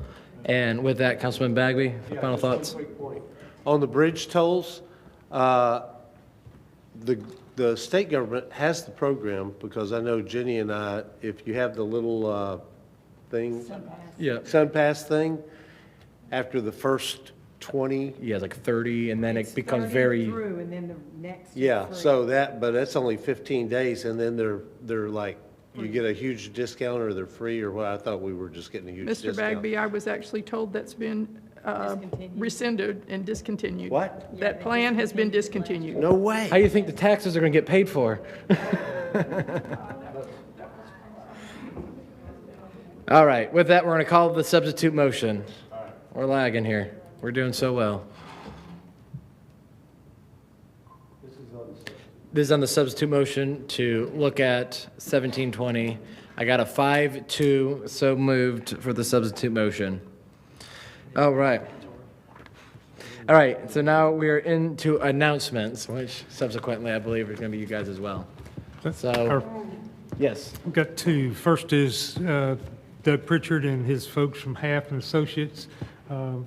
We sent you a report last week regarding the completion of Phase 1 of the Crosstown Connector and the stormwater component. And Doug is here to answer any questions you may have. Doug, we thank you for that. And if you have any comments on the fence, sound barriers, bollards, those safety features that you might add to there, we'd love to hear that as well. Yeah, come on. Yeah. Just that gray. There you go. Great. Good evening, Doug Pritchard. I'm with Half Associates. We're doing the CEI. About 6 months ago, we came in with boards, and you guys were gracious enough to hire us to do the job. So we're here today to tell you Phase 1 is complete. It is on time. Hell yeah. It's actually about 4 days early, and it is below budget. So kudos to your staff for chasing down city purchased materials. Saved about 80 grand on the project. Phase 2 is coming up. Our pre-construction conference is on March 11th. We've already engaged with C.W. Roberts to find more of those materials that the city can purchase and save the tax on. So we're looking for opportunities there. Phase 1 went very well. H&T performed exceptionally. We put in the largest storm chamber system in the state of Florida right here in Destin. Ask me, how many gallons of water will that hold? How many gallons of water will that hold? 98,346 gallons. Almost a So massive that's, amount of water. and that's the equivalent of, instead of a 17-foot swell that we were going to call a park, Hope not. now we have a flat grassland park to work off of. It will have a slight pond shape, but yeah, Okay. nice big area there. Photos you can see are from our construction camera. They're tracking progress. They're doing time lapse. Those can be set from the last week to the last 14 days to the entire project. That's up and running, and it's doing quite well. And you can see some of the time lapse there. me some time lapse. With that, we've already started some of our utility coordination. I've got Stephanie here. She's been helping us set up all of the utilities that have to move. So we have scheduled commitments from them. Most of them want to do it in conjunction with the contractor's work. So the next step is to get the contractor's schedule, which I've already requested. We should have it by March 11th. So 500 days in that contract. It's going to be a long one. And we hope that it goes as well as Phase 1 did. So with that, any questions about what happened out there? Councilman Destin? I was just going to congratulate you guys. That was a hell of a hole. And it looks beautiful now. And, you know, that I hope is a solution we can work through the city instead of having giant swales, stormwater structures that are just big holes. That looks so much better. I know it costs quite a bit more, but it sure looks good. Yes, sir. And thanks to the staff for helping y'all save money. So, And for those who, I've had a couple questions about Mount Destin that's over there behind it. What does that look like as far as the mountain coming down? Is that part of Phase so 2? Or? Yeah, as soon as we release CW to go, they're ready to go get the dirt. Okay. We expect that dirt will be gone within a month. Okay, nice. And then we're just going to ship that out? That belongs to them. Okay, gotcha. Awesome. All right. Councilwoman Trammell. Yes, I'd just like to say thank you. I thought it was very well done, the whole thing. I appreciate you burying all those dog houses because I had so many calls about what were those yellow things. They look like dog houses, so we call them dog houses. But my biggest attaboy is because we had no change orders. We didn't have anything related to that. And as a city, we've been known to have a lot of change orders. It seems like every time we turn around, we're approving something. But I appreciate all you've done, and your crew's been exceptional. And staff, thank you for saving all that money. I appreciate that, and I hope we can save even more when we get down to C.W. Roberts' list, too. All right, Councilman Bagby. This is going to be the hard part, so. Yeah, the whole is easy. Thank you. You guys did a great job. No, and are the cameras going to stay out there for the Phase 2? Yes. Good, because my biggest concern, as I shared with staff, was not getting this part done, but keeping C.W. Roberts and/or other contractors off of those exfiltration tubes. Absolutely. Because all it takes is one of those tractors or one of those backhoes or something driving over those tubes, and then you've ruined the whole system, and then you won't be smiling going, oh, how many thousands of gallons of water, because it won't hold any. Yeah, we're going to do orange fencing and silt fence to Okay, restrict that area. thank you. All right, Councilwoman Hebert. That was my question. Fantastic so far, great job, but I was going to say, how are you going to prevent them from someone that has no idea except drive that truck, move that dirt, and then they drive over that? So you're fencing it and keeping it from them. Okay, awesome, and thank you. Thank you for coming in on time, under budget, and keep on moving, so thank you. All right, appreciate you. Thank you guys so much. Thanks, Doug. Appreciate y'all.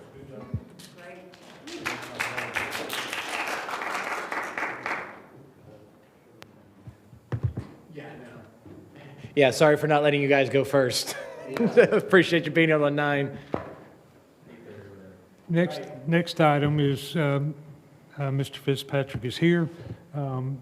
As he spoke earlier, he's been here for the last 3 meetings, I believe, or this may be his 3rd meeting. He may have been here more than that. We have met a number of times regarding the stormwater situation on his lot there on Indian Bayou, or Indian Trail. And after our last conversation, I simply asked him a question: what are you asking the city to do?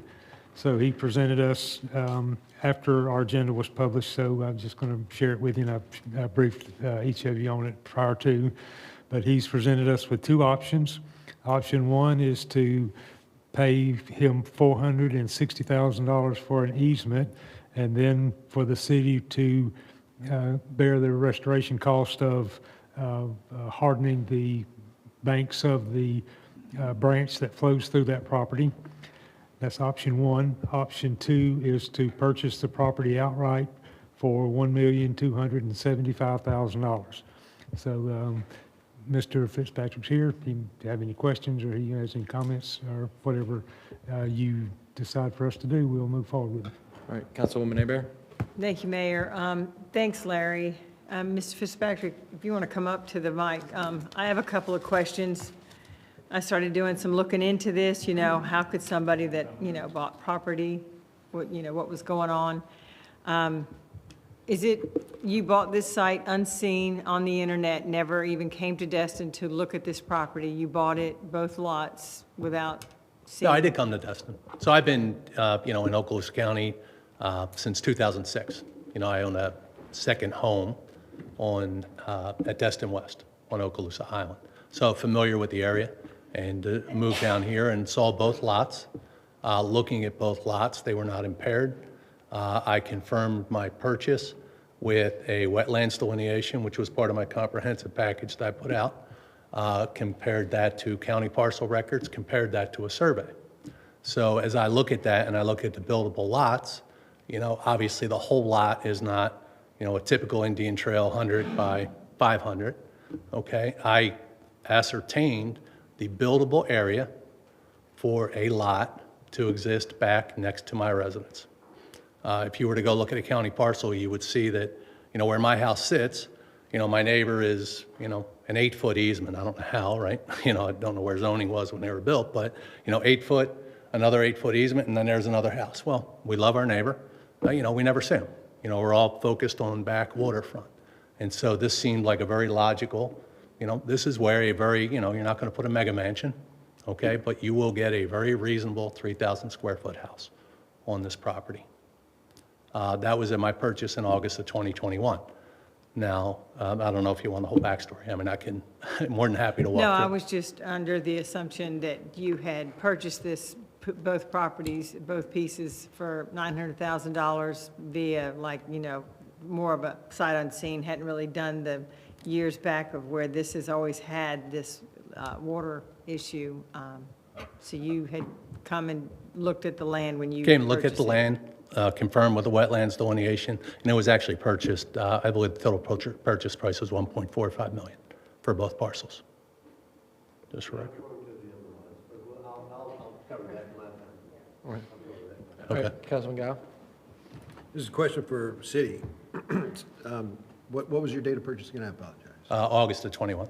August 21. Did we do anything to that area, to any of the roadways or anything that would aggravate or cause any type of? Not issue? since that time, not that I'm aware of. And I'll Nothing? defer to Michael or So there's nothing we did that could have caused it or amplified it or? No, sir, we haven't done any stormwater modifications, road paving, anything of that nature, 2021 to the present. Okay, so if nothing's been changed, I'm just curious why you think we're responsible. Well, so I'm not sure if you looked at the comprehensive overview. No, I'm not an engineer, okay, when I look at certain things, but I understand the fact that, any erosion or any modifications that take place, you're not seeing immediate action as it relates to water. In my package I provided a comprehensive overview of LiDAR. Okay, so if you look at direct LiDAR points, which actually I provided City Manager Jones with a copy and have even more detail, okay? It's not about has any changes been made, which we can go back and, I haven't put in a public records request for all the maintenance logs and records, but, there's definitely maintenance that has occurred. But I believe the last time Indian Trail was graded was 2016, or not graded, but repaved. Yeah, that was before my time, and I'm not aware of any paving that's gone out there Yeah, so I don't have the since exact date of paving, 2018. but I can tell you in LiDAR points, when I look at the two subdivisions that I called out, I can tell you very clearly that there is a, I basically have the points. I can tell you that there is a, a total of a 16% dip in the road, if you will, where the swales direct the water through the swale, which is concentrated at my parcel.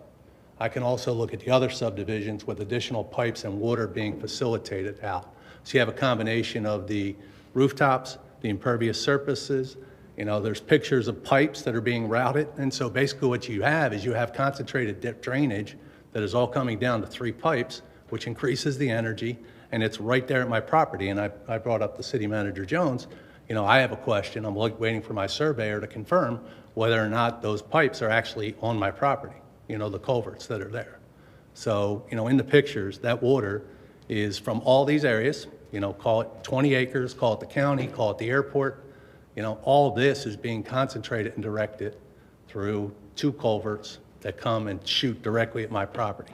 Now, one of the images that I have here, I'm more than happy to share and follow back up as just, a consultant, that I hired to take all the LiDAR, take all this data, everything that's available, basically shows that there's clearly incision, erosion that is not happening upland, because upland you have a little bit more diffused flow, okay, but then it's all concentrated down here, which is the exact nature, and it's in, in the detail, like I said. But none of those things were added after the purchase of the property. They were all prior to the purchase of the property. Well, there's images, that you're able to identify on Google Earth, and I'm sure the maintenance records will show maintenance of swales, head walls introduced in 2019, 2020. So I think, there could be more investigation, but I highly suspect, based upon all the data that I have, there are significant changes that have been made to the infrastructure, whether that be grading, installation of head walls. There's images of head walls that are directly up at the property. There's They're adjacent to your property? across the road. So it's hard to explain, but in one of the pictures, so if you were sitting where the culvert is here, okay, there's Indian Trail Drive, so go across Indian Trail, there's another culvert. And so you have all this water from the subdivisions that are all directed. Who added the head wall? Who added The city, I'm assuming. City added the head wall? No? Not since 2018. Okay. I mean, prior to that. Prior So since I've been here in this position in 2019, we haven't done any capital improvement projects, drainage, road maintenance, anything like that out there. All right. That's what I needed to know. Thank you. Councilman Braden? Thank you. So you purchased this property knowing that there was wetlands on it. And what I've been told, I guess your deed says that your property line goes to the center of a creek. Correct. And now you want the taxpayers to backfill it so you can build on it? Is that what you're saying? Well, yeah, I am. I mean, because it's basically the city infrastructure that's causing the challenge. I'm looking at Google Earth, like you said, and I can see where the pipes are going out, where the drainage is, and I've been here 59 years, and it looks the same to me as it did then. I mean, there's a little ditch right there that's going out in the bay, and if it was as bad as you said it was, there should be a pretty good washout right there. Well, so I think you need to look at the images, and I would say from the wetlands perspective, okay, the property does not look where it's at. In the package. How are we going to backfill the wetlands? Okay, so the question is it defined wetlands? Okay, and from a DEP, there's no permits, there's no documentation with it being jurisdictional wetlands, to my knowledge. It is artificially wetlands, which is caused by the hydrology of the drainage coming down. So, I mean, there's plenty of, The problem I got is you bought a piece of property that the property lines is in the center of a creek. Yeah. And I had a piece the same, just identical to it down in Walton County. Mine went out to the center of the water. It never crossed my mind to go to the county and try to get the taxpayers to backfill my property so I could. Did you have a culvert directly sitting at the core of the property, increasing the energy? It's going right out into the bay, and it looks similar to this, but Did the county or city have an easement on your property? Taxpayers' money. Did the county or city have an easement on that property? I don't know, but I can't spend the taxpayers' money to backfill your property that you bought, knowing there was a creek running through it, so you can build on it. Okay, so. I mean, I'm not going to spend your money that way to backfill my property. Well, you've already spent my money because you've taken away 0.22 acres of my parcel. I haven't spent your money. I mean, I haven't spent your taxpayers' money to fill somebody else's property so they can build on it, knowing they bought some wetlands or a creek or whatever. I mean, it's just And who's your neighbor that you speak of on the other side of the creek? Peter Boss. Okay. I'm done. Councilman Bagby? Oh, could I make one additional yeah, comment? please. Okay, so the question is, do you think when you look at the erosion that's occurred, did the county or city have an easement on your property, direct the stormwater drainage to the property? Well, who has the easement, county or city? Okay, does the city of Destin have a drainage easement for that culvert to directly direct the water onto my property? Where is it expected to go? Where is it expected to go? As it Same comes place out of it's the been culvert? going for the last 59 years that I know of. Okay, is there a defined creek?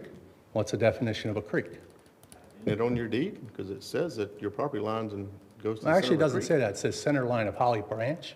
Yes, Holly that Branch, is, okay, that is a it's a creek. branch. A branch is a creek. Okay. Jim, go. Jim, go.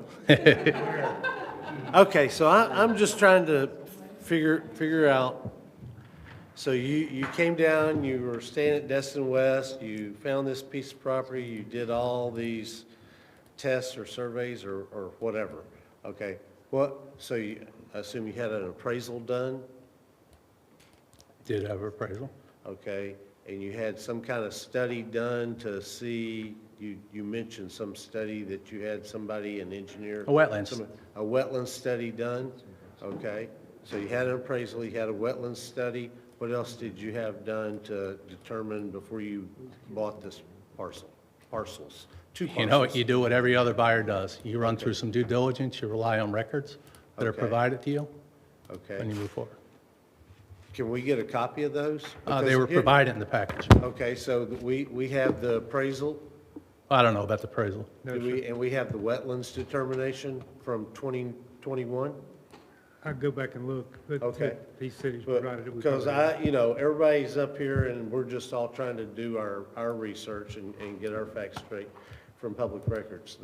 My thing is, as a Realtor, I went and said, okay, let's go to August 2021, and I pulled up the listing. It was originally for $1.5 million, 1.75 acres. It was, days on the market was 75 cumulative days on the market. You're the buyer. New Braunfels, all this, it says it was purchased for sold price $900,000. Okay, I go to the property appraiser's website to see, is that true? Because sometimes it's not true. So I go to the property appraiser's certified values in 2021, and the lot that the parcel that the house sits on was appraised at $594,000, and the other parcel was appraised at over $100,000. So I said, okay, well, that's about right, because it's usually a little bit lower. So $900,000, that makes sense. Do you have a copy of your sales and purchase contract? Because you say, Well, I you do. say you paid $1.4 million for these two parcels. The MLS, and I'm not calling people make mistakes, If you were to go to the realtor county says record- 900,000, so If you were to go pull up the county right now, I'm at the county right okay, now. you'll see Joseph Fitzpatrick purchased 3879 Indian Trail for $900,000. If you go to the adjacent parcel, you'll see Fitz Investments LLC purchased that parcel for $550,000. So you paid on the other parcel, just so I make sure I'm correct on this, because I don't, sometimes my common sense is my own worst enemy. So what you're saying is, the parcel with the house, which is the smaller parcel, I will grant you, that you paid almost as much as you paid for the parcel with the creek in it. Now, I paid $900,000 for my house, which is Okay. 0.74 acres, and paid $550,000 for 1.13 acres with the creek to the center line of the Holly Branch. Okay, so do you have the sales and purchase contract for both those parcels then? I do. I don't have it with me, but. Okay, yeah, no, Yeah. I'm just trying to, because somewhere it's not adding up in my That'll all be mind. confirmed, I mean, just, Yeah, okay. based upon what I said. Yeah, and so I'm a little bit, because I didn't grow up here, that half of the table, and one down there. You know, but it looked like that's a long-term creek there. You know, it's been there. You got trees growing up, you know, that are good-sized trees. It's not like it just happened, I guess, in the last 2 years. Does that make sense? Oh, to it you? has. I mean, you could look at data points, you can look at the erosion, you could look at the movement of the creek. And so I'm more than happy to, you know, I could load up, you know, documents, and, you know, if that's what you'd like me to do, more than happy to do that. Yeah, because you know, it's like the audit. I read the audit 1.5 times. I'll read everything you give me, and I'll go, okay, it makes sense, or it doesn't make sense, or we had a few typos. So one of the things, as it relates to drainage, okay, if we go back, one of the things I've also done is I've gone back through all the public records and all the infrastructure that's been built. Okay, the city council predates, you know, the majority of the members here. Okay, city council was well aware of all the Indian drain, all the development of subdivisions in this area. The drainage issues were discussed on multiple occasions. The drainage issues were discussed to construct the drainage and direct the water to this parcel. That's not the fuse sheet flow. Okay, that's not what the creek used to be. The city engineered and manufactured all this piping to this culvert, which has significantly eroded this parcel from when I originally purchased. I can tell you, I mean, I've got all the data points. I'm more than happy to share. I can also tell you that the city entered into settlement agreements with the Upwards developers, okay, in order to address this drainage, because it was not addressed. The subdivisions were graded, this water was directed, the airport's infrastructure was developed, all this water was directed to this parcel. You're not going to see an immediate change, okay? Incision, everything, all these data points. You see a significant change in this area from 2017 based upon LiDAR. We can get any other survey reports, anything that's needed. So I totally reject the notion that this parcel sits today as it sat when I acquired it. The city's infrastructure is directly impacting this parcel. Right. Those culverts have been under that road since I lived there, which was probably, I don't know, 40 years ago. So it predates the city. Okay, The so culverts what's the were there, and difference? that water was running through there, the drainage, whatever. I guess when they put Indian Trail through there, they put a culvert under that road. That's when Matty Kelly did it. Yeah, so it's They not did. like that the city went and put those culverts there. And I mean, I get what you're saying, there's drainage is being routed that way and going out to the bay. Without Because any- that's the way nature's always put it, is right through there. So that's why the city's doing it, but the city So- didn't put those culverts there and make that.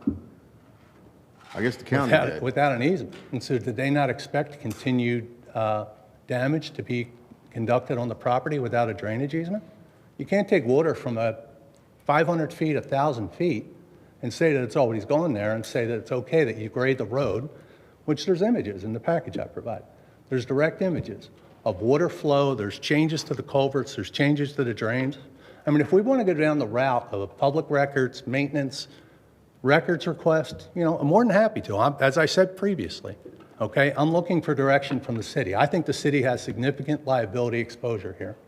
Okay, I've been Okay, holding. thank you. Do you all want any other information? No. Or are you good to move on? Good. Go ahead. Kevin? You presented an option not too long ago. I thought there was a document that said, city just put their hands up, say, we're not doing anything, and let you do something. Is that no longer an option, or? Well, is I think that- what's been identified is what was not identified at that point was the complete loss of the parcel. Okay? So point out the buildable area of the parcel. If the city's prepared to forego some of the setbacks and easements, you know, it's an option.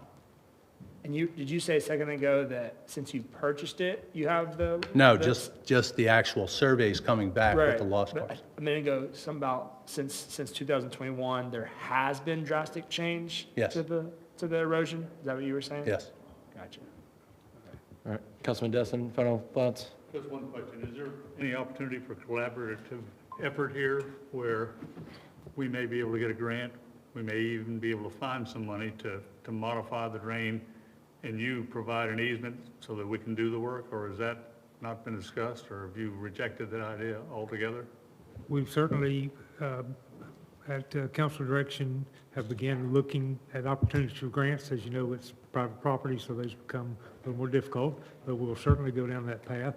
And the option that was presented was simply to, pay a substantial amount for that easement and not, so before we move forward with what it would take to harden or armor the edges of that branch, we wanted to see what the appetite of the council was, but we'd certainly be glad to look at that. And that is the question I ask. Without an easement, we can't do any of that?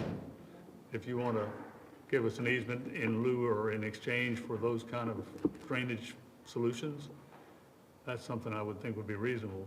We work together and we try to fix the problem. But to pay $400,000 or whatever it is for the easement in addition to trying to do the stormwater improvements, that's probably a little bit beyond the pale. So I would be one council person in favor of working together with the easement being given to us so we can go get the money. And of course, you wouldn't give us the easement until we had the money to try to fix the problem. But that's one solution. All right, with that, since this is not an action item or anything, I think we've got all our points out. Thank you for being here. And we'll move on. And we will certainly entertain a meeting with Mr. Fitzpatrick. We've certainly had some cordial meetings and look forward to others. And if he's amenable to that, we'll schedule a time to sit down and see what that may look like. I just want to echo to Mr. Destin's comments. Okay. Can I make one additional comment? Yeah, please. We'll keep rolling here. All right. So I think we are at public hearings. Additional announcements? Thank you. I do have one. Were you done, boss man? You're good? Okay. We have the Destin Fishing Hall of Fame on Friday at 11 a.m. at the Community Center, and there will be 3 inductees this year, and the public is welcome to attend. Again, at the Community Center, 11 a.m. this Friday. All right. That's it?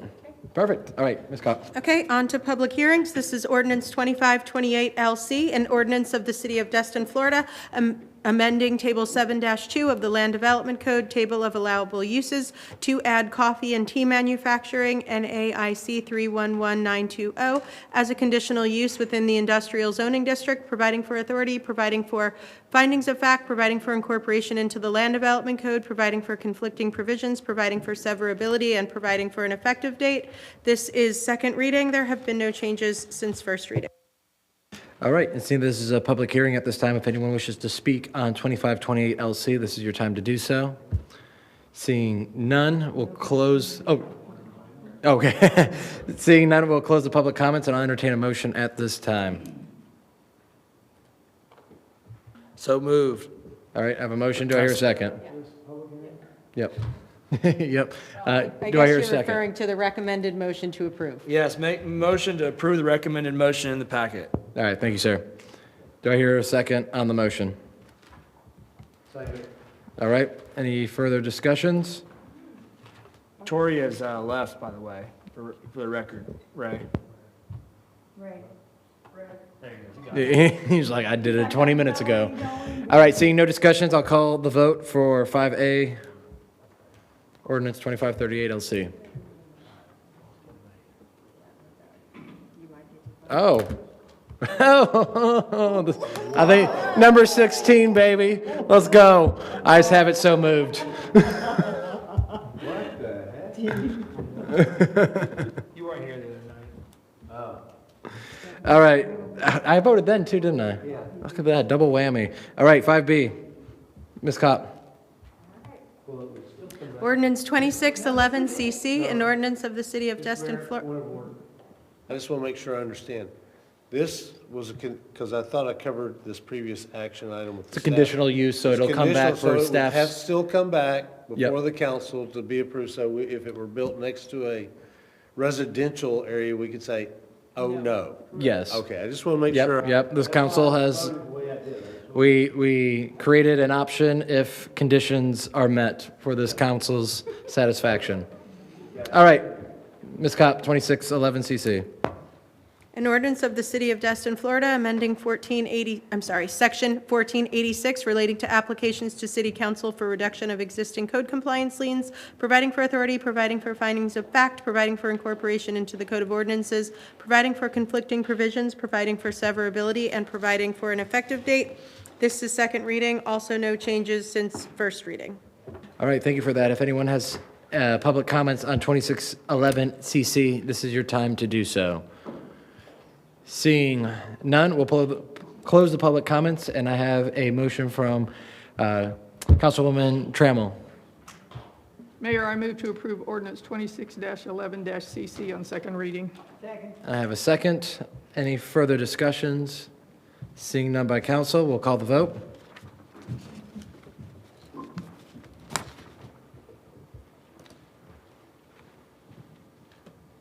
All right, ayes have it, so moved.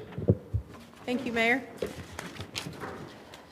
The next ordinance is number 2612 LC, an ordinance of the City of Destin, Florida, amending the Land Development Code to define indoor sports recreation establishments, amending Table 7-2, Table of Allowable Uses, to allow indoor sports recreation establishments as a permitted use in the industrial zoning district, amending Article 8, Transportation, Table 8-6, number of vehicle and bicycle parking spaces required, modifying parking requirements for indoor sports recreation establishments, providing for authority, providing for findings of fact, providing for incorporation into the Land Development Code, providing for conflicting provisions, providing for severability, and providing for an effective date. This is first reading, and I think Daniel, right?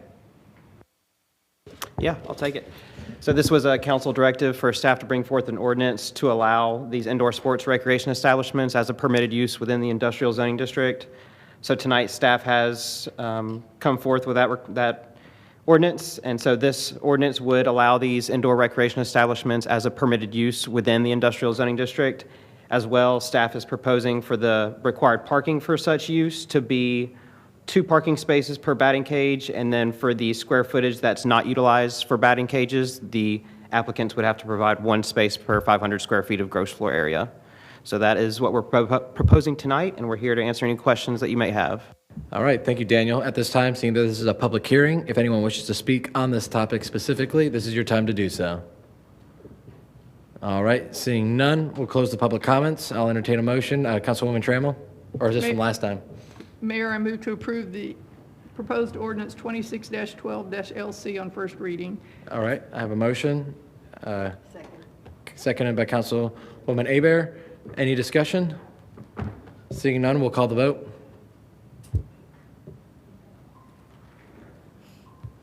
All right, ayes have it, 6-0, so moved. All right, Ms. Kopp. Thank you, Mayor.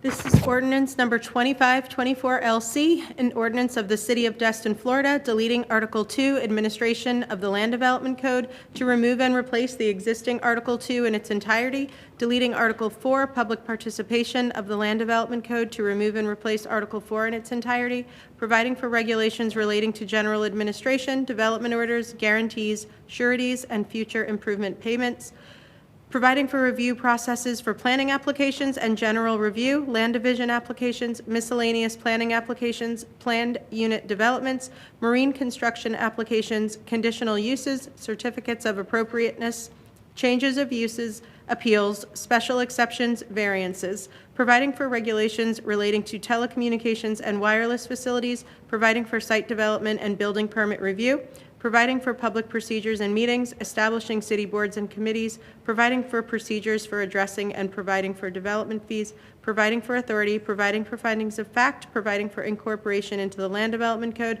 providing for conflicting provisions, providing for severability, and providing for an effective date. This is first reading. Daniel? Yes, good evening again. So I have a presentation for this item that I will not read word for word, but I'm going to quickly go through it with you all. So as y'all are aware, Article 2 for this LDC rewrite is administration. So as Kim read out, this is dealing with processing various applications, different types of review processes, PUD criteria that we've discussed at length in our workshop, change of uses, appeals, et cetera. So as y'all, next slide, please. As you all are aware, throughout this LDC rewrite, some of our main focuses have been language, formatting, organization, and consolidation.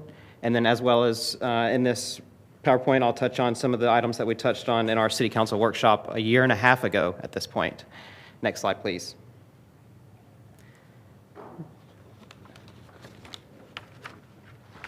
Next slide, please. I'm not going to touch on all that. Y'all know what the issues are. So with formatting for Article 2, what we've done to ease the readability of applicants and staff is to implement charts for our review processes. And then we've also broken down all of the development types and subdivision types to a table that you can locate, and then it's all hyperlinked to the applicable section that deals with that specific application's review process. It also has who has the final approval, such as city council, city manager, community development director, et cetera. Next slide, please. I'm not going to go into this slide too much, but what this slide you need to get from it is, since our workshop in September 2024, there has been little to no change. The only change that we've done is reorganize some sections that we felt may be better located in Article 2. So they stayed in Article 2, just in different subsections. And then we have implemented a few small changes, and that would be such as a new plating process that y'all approved, 25-17 LC. So everything that we've done since the workshop is to be consistent with any kind of ordinance that's been approved through this body. As I was describing, we've changed the way our plats are reviewed and approved per state statute, so that's also reflected in this article. Next slide, please. We did implement so in our workshop, one of the criteria that we discussed, or one of the talking points, was the PUD minimum lot size. Staff did a lot of internal discussion, and we did bring forth a recommendation, actually it was an LPI recommendation as well, for a minimum lot size of 5 acres, and that would be throughout the entire city. So at first, in our workshop, we had it broken down into planning area of minimum parcel size for PUDs. That got pretty convoluted, and we wanted to be consistent and make the review process as streamlined and not convoluted as possible. So we are proposing 5 acres minimum for anybody to utilize a PUD application, and that's just to be able to utilize or submit for the PUD. Next slide, please.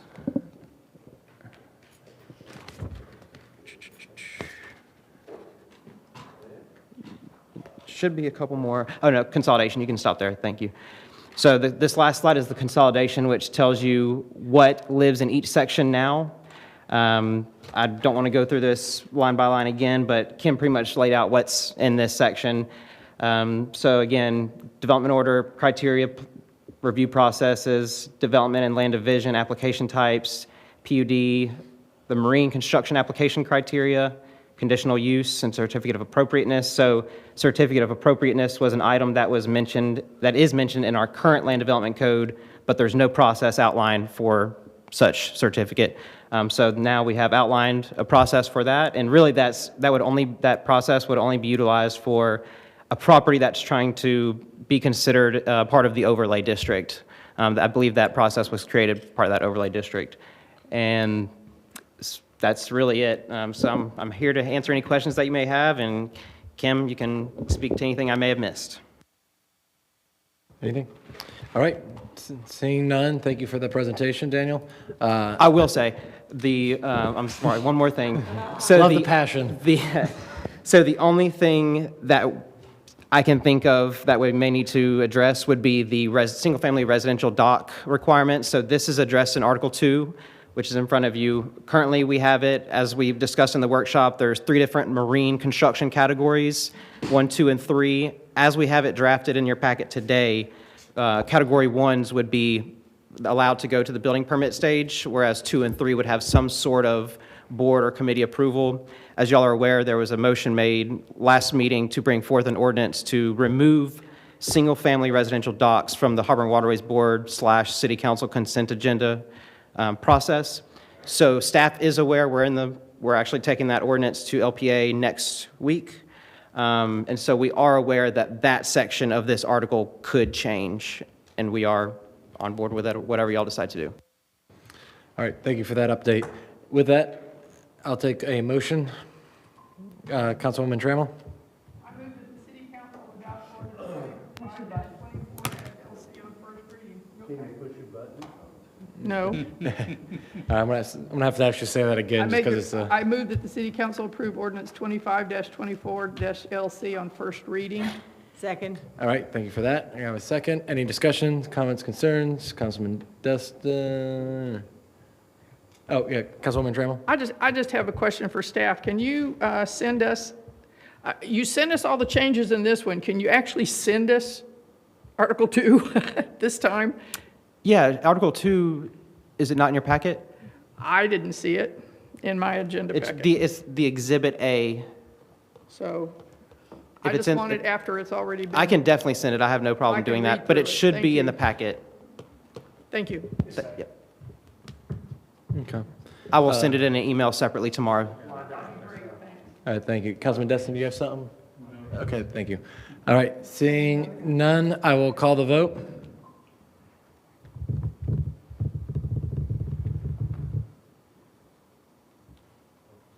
Yep. Sorry. All right, ayes have it, so moved, 6-0. All right, that's all for them. Okay, Councilman Braden, anything tonight? Thank you, Mayor. First, our compass system that we have, I know we spent, I don't know how many hundreds of thousands of dollars on this. And I don't know how we fix it or if we can, but there's fraudulent documents being uploaded to this and permits being issued. Because I don't think anybody's actually reading the documents. It just says like insurance, put your insurance on there to be able to go to the next page. So you upload your insurance and then you can go to the next page. Well, nobody's reading that. Just because there's a document there that's fraudulent, it just goes to the next page. And the staff doesn't pick that up. So how do we fix that? And how do we fix somebody getting a building permit to turn a 2-bedroom condo into a 3-bedroom condo, totally remodel, bathrooms, kitchen, flooring, the whole 9 yards, gutted it, and the contract price is $23,000?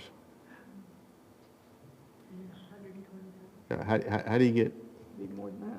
Yeah, I mean, I couldn't buy the cabinets for that. So, I mean, what do you do? I mean, people are complaining about permit fees and these impact fees in the harbor, so what do we just tell our builders? If you want to build $1 million house, just put on there that the house cost you $1,000, and that's what you're going to pay the permit fee on, it's $1,000. So I guess that's going to go right on through.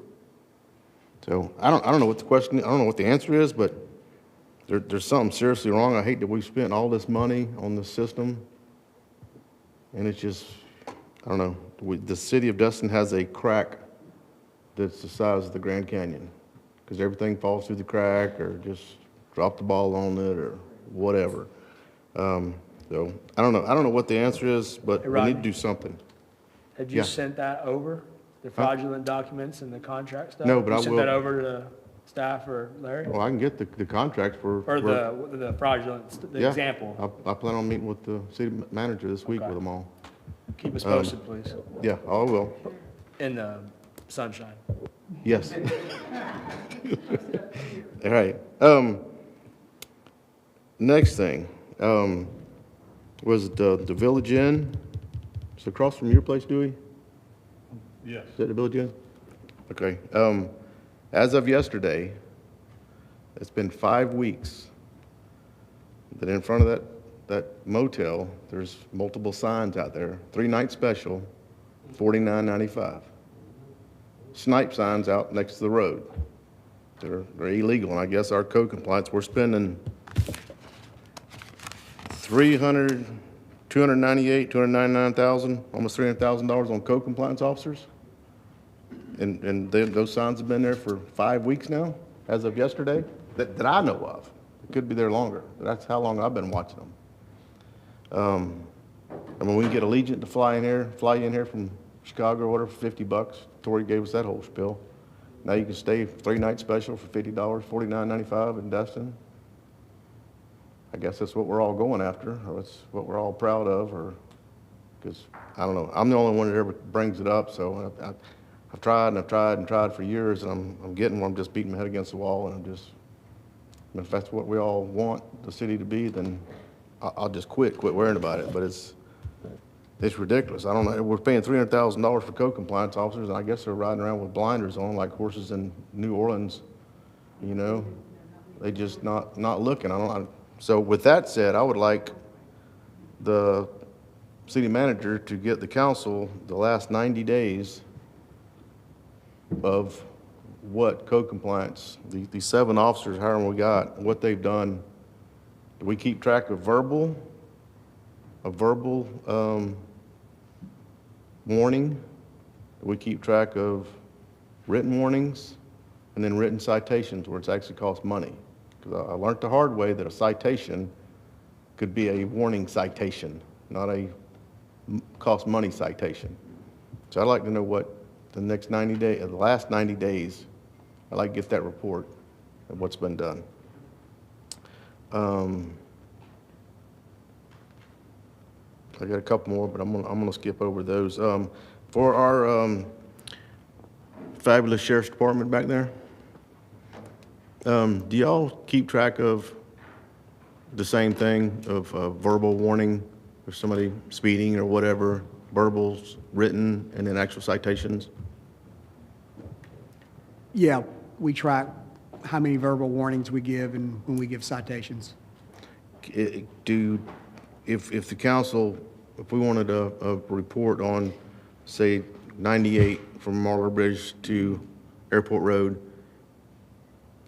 for say the last 6 months, how many verbal warnings, actual written warnings, and actual citations, whether it be speeding, stop signs, whatever, is that possible to get? I couldn't tell you how many were verbal versus how many were written warnings, but I can tell you how many were warnings and how many were citations. Okay, can you give us that on 98 and on Airport Road?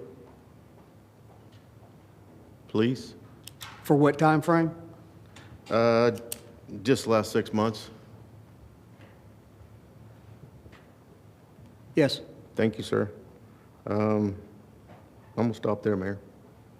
Good deal. Like it. I know, yeah, keep it going. Keep throwing wood on it. All right. I have nothing tonight. All right, thank you, Councilman Destin. Nothing tonight, Mayor. Councilman Bagby. Well, I want to follow up because, you know, in your last little, not town hall, but whatever you call those things, you talked about code enforcement and it's going to be the biggest, and now it's like, well, maybe it's not going to be our greatest achievement in this 6 months. What is our mechanism for if we find somebody that doesn't upload insurance properly or just uploads fake insurance, or can we get them unlicensed? I'll ask Noel if you better answer that. I mean, if we find, it depends on if they're registered or state contractors. If they're registered contractors, we take them to the county's board. If we found that there was fraudulence in their certificates of insurance. Otherwise, if it's a state contractor, we'd have to turn that over, file a complaint with DPPR against that contractor. Okay. When's the last time we filed a complaint against a contractor? Probably last year, but that wasn't because of a certificate of insurance. Okay. Typically, we double check those to make sure that they're accurate and that the information matches their license and everything else, so I'm not sure which one And the Mr. Braden was reason I asked speaking for of. the mechanism, because this is the exact same issue we have on the docks, on the NPEB, okay? Where we're going to charge you based on what you tell us the improvements cost, and of course, they build a dock for a, 125-foot vessel for $5,000, and so we collect on the $5,000, even though everybody up here knows you couldn't park a 125-foot vessel at a $5,000 dock. And so, but we're relying on them and their honesty, and so. Where's the follow-up? Yeah, to what level do we check the inputs into the system? I guess maybe that's the bigger question here. I mean, if I personally see that it's a way low ball thing they're throwing out there, I call them out and say, I don't know where you're getting this cost. Can you please give me a different number, a better number? I mean, other than that, I would compare it to the ICC's standard that they have for, but it's for all, that's all for new construction, so you have to kind of. So is this like code? Is if we see something in Compass, I'm not even sure how you found it, and I don't want to know, but if we tell you, then you'll go look at it, and then you'll take them to the board? Yes, I can do that. Okay, all right. It's kind of like the signs. So if we see signs, because I have been noticing a lot of signs popping up.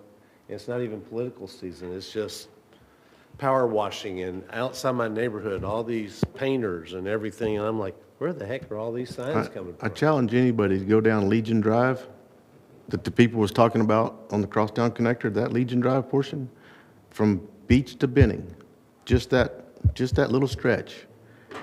Drive that road and see how many code violations you can find. Well, there's a lot. There's a pile of them, just on that little tiny stretch. Okay. All right, Councilwoman Aber. Thanks, Mayor. A couple of things, and I've kind of already broached the information with Larry. The first one is the ghost chairs. I know that that's private beach, it's private owners, but the 20 chairs that are set up and, you know, there's nobody there all day, but it's just all down the beach.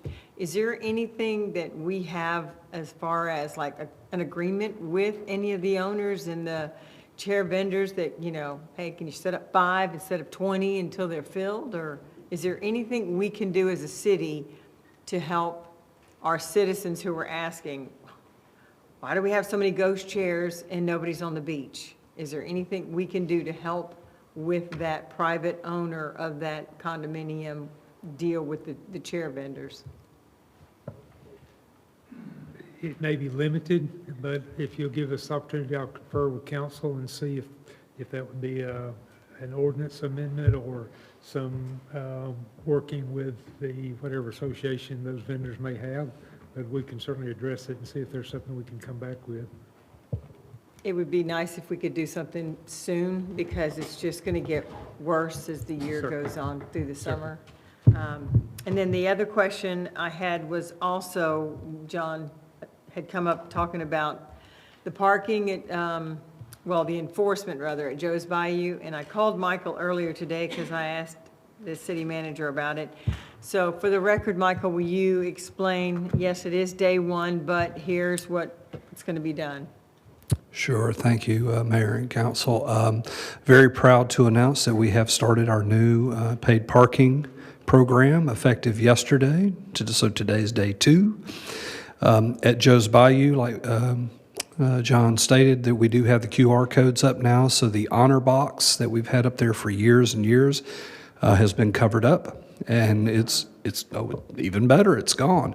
So we're receiving exclusively digital payments for our boat launch fees, which are $25. It's remaining at $25 plus the applicable fees and taxes. So that'll be just a little additional cost, but it'll offset the expenses to the city.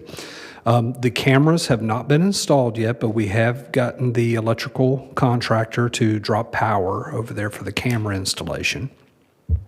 Once that's done, now if we have any people that are going to go launch a boat and not pay, if that camera sees your trailer tag come in and then you don't pay in a certain amount of time, you'll automatically receive a citation. Okay, so it's assuming that you haven't paid and you won't pay. But that hasn't been enacted yet. As far as picking up passengers from Joe's Bayou, like a rogue operator would, we don't have any mechanism other than monitoring the camera that Andy and them had installed there last year. And we just don't have a staff member dedicated to watch that. Now, we do have, Parks and Rec does have a part-time staff member down there that can, I'm sure, I don't want to speak for Lisa, but that will be present for a portion of the time, especially probably on the weekends. But as far as Joe's Bayou is concerned, the cameras, once they're installed, that will be set up in such a way that you will have to pay or you'll get a citation automatically there. So we're kind of looking forward to having that.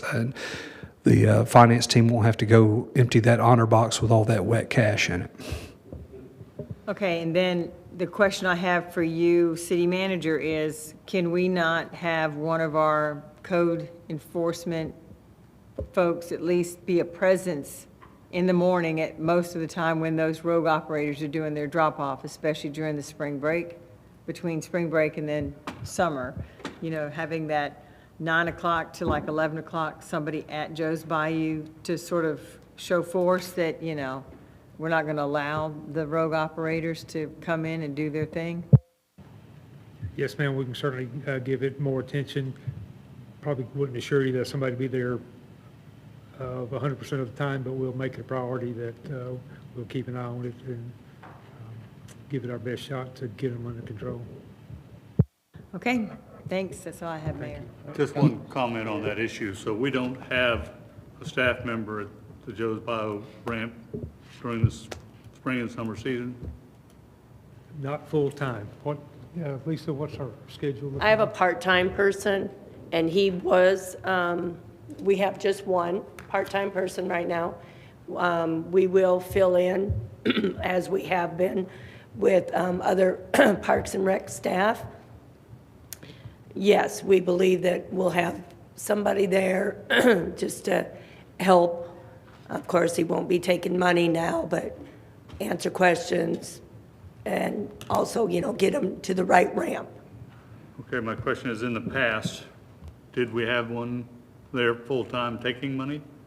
Did we monitor it most of the day? We pretty much, we only have one that is employed to actually be at Joe's Bayou, but I did bring in other staff members, and we did try to have somebody there pretty much every morning until about 1 o'clock, Monday through Friday, Saturday, and Sundays, staff until about 6 to, let's just say around 6. So- On Friday, Saturday, and Sundays, all day till 6. So that's not what we're gonna do now? Is that what we're gonna do? No, Probably. my question is what have we changed? Because I can tell you, if we don't have somebody down there most of the time, the sheriff's department's gonna be very busy. Yeah. Because. I believe we're probably going to have to be the same way. I know there's been talk like, oh, we'll get rid of staff. But I had my staff there today. I was there actually today.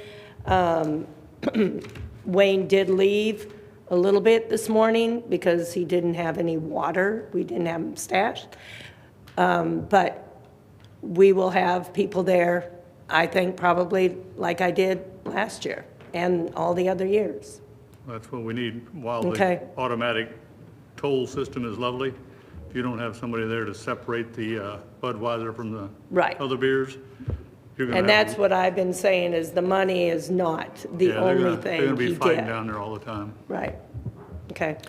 Yeah, so my question is, can you, at the next meeting, come back and tell us what the plan is? Because here's what I see happening, or have seen happen, is we got Joe's Bayou covered, and they're there, and you know, the little boat operators, they're pretty smart, they're pretty sneaky, so, hey, I'll pick you up in the harbor at the city dock behind Dewey's or the Fleet or whatever. Oh, well, then at that next meeting, we'll be complaining about, we saw 12 boats pick up, you know, right next to John. I mean, he's got pictures of them. Can we get somebody down there? And the next thing I know is they're picking out up on Noriega Point, or they're picking up over here, and we're just playing whack-a-mole. And we got to figure out how not to play whack-a-mole or do it smart through some kind of technology. You know, we got the camera down on the harbor. We got the cameras coming at Joe's Bayou. We got, you know, they'll pick them up over at the old cement plant. I mean, that, can we have kind of like a holistic plan, or maybe y'all have some secret plan every day at someplace different or something, but just to say, yep, we're going to put somebody down at Joe's, or at the boat launch, great. We won't catch anybody, but we'll pay somebody to be there all the time. So what, can we get a comprehensive plan, please? All right, thank you for that. Councilman Schmidt? We'll work on City manager? it. Heard you loud and clear. Thank you. This is great. This is a great conversation tonight. I love it. No, you guys are, you're talking about some good stuff, and I feel like have never talked about some of these things, but, well, I will say a couple notes. First of all, you want everybody to pay at Joe's Bayou, you just put a little lift gate right there. You can't get in without the lift gate opening. That'll solve that problem. For getting in, right? It won't solve the illegal problem, but it'll solve the people to pay. Then we don't have to worry about Jim, Dick, or Tom, or Harry collecting any money. And I think we have parking funds that will pay for things like that because it's a parking lot, right? So that's a possibility. Just a thought. So then, speaking of code, because it's an important thing I think we've all talked about, I'm concerned, and I don't want to go down this road tonight, but this is the same thing we've talked about for the past 5 years since I've been up here. Again. And here we are, our community development director is gone again. And now we have another one coming back. And I hear the manager, Chris, I think he's going to be doing a good job as a manager, but I think we might need to start looking at what maybe y'all did in the past, maybe you didn't do this, but I don't think the community development director should be focusing any of her time and energy on, well, maybe not any, but on code compliance. There's so much going on with Compass and building and permits and everything else. Code compliance is one of the biggest issues we always have up here, and I don't know if that's separating two different divisions or whatever, but maybe keep that in mind while you're doing all this other research, because I don't know, maybe having somebody, a different director or something, because it's important, and we're talking about the same thing every single year. So anyways, just one idea.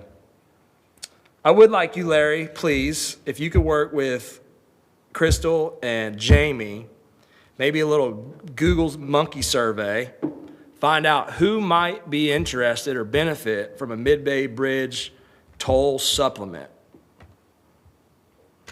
and what that looks like cost-wise.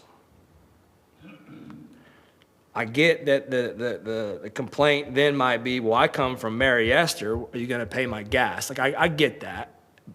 I understand that. But I would like to at least pursue first what that looks like for the Niceville people. And then while y'all are doing this, if you have these other ideas, please feel free to add to it if you don't mind. Be glad to. That'd be great. And to that end, we have had that conversation a number of times, trying to figure out how to get that balance, but doing the survey and finding out how many. Y'all talk about it, and then maybe let us make a final decision for you. You know what I mean? We'll be glad to. Thank you.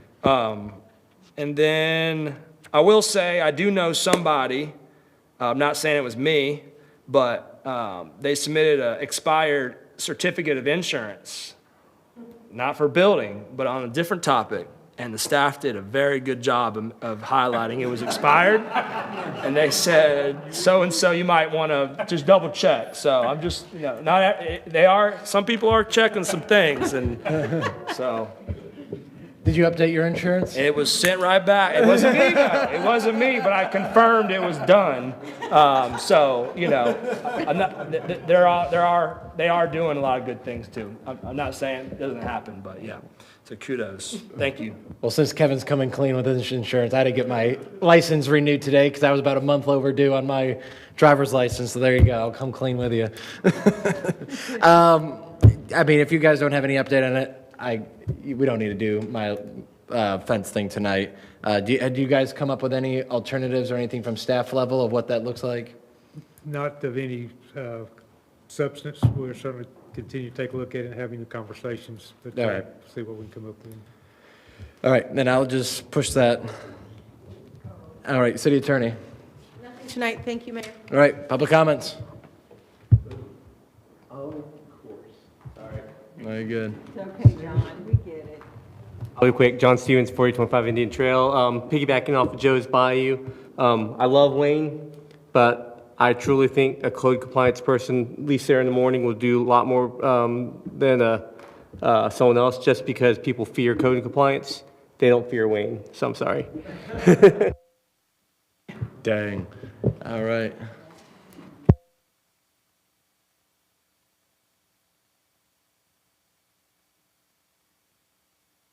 Press the button. You're good to go. Turn the button. Here you go. All right, so I got to be quite honest. I was a little surprised at council's reaction tonight and some of the questions. More than happy to answer them, but just sort of step me back a second.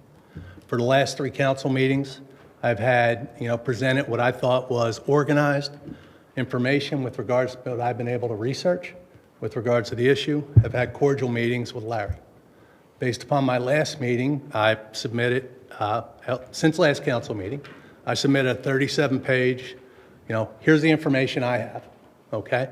I've heard words of the water's always gone there, to that effect, okay? And I believe I presented a package of, this is what this is what I've seen. I don't see the existence of a drainage easement. I see the existence of additional water being routed from the upward parcels, okay? And, I can go through with that information.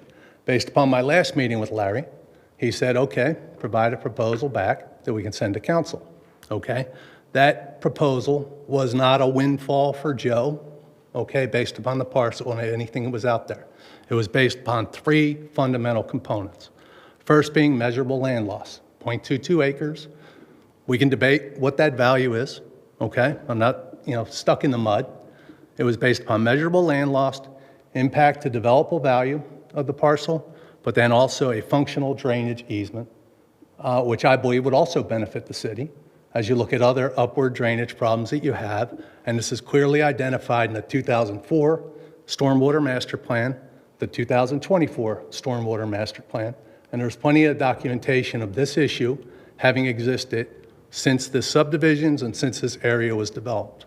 I will also say that the damage, and based upon all the data and research I've been able to gather, okay, is continually eroding and occurring based upon each stormwater event. So the fact that a pipe was installed on X date, you're not going to see that impact on day one, okay? It takes time, it takes years. And I think there's clear evidence of continued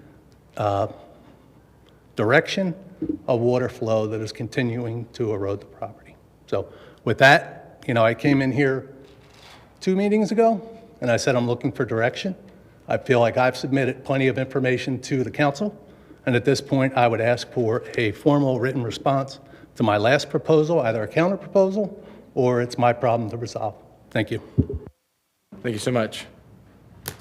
All right, and any public comments? Anyone else? All right, seeing none, adjourned. Staff.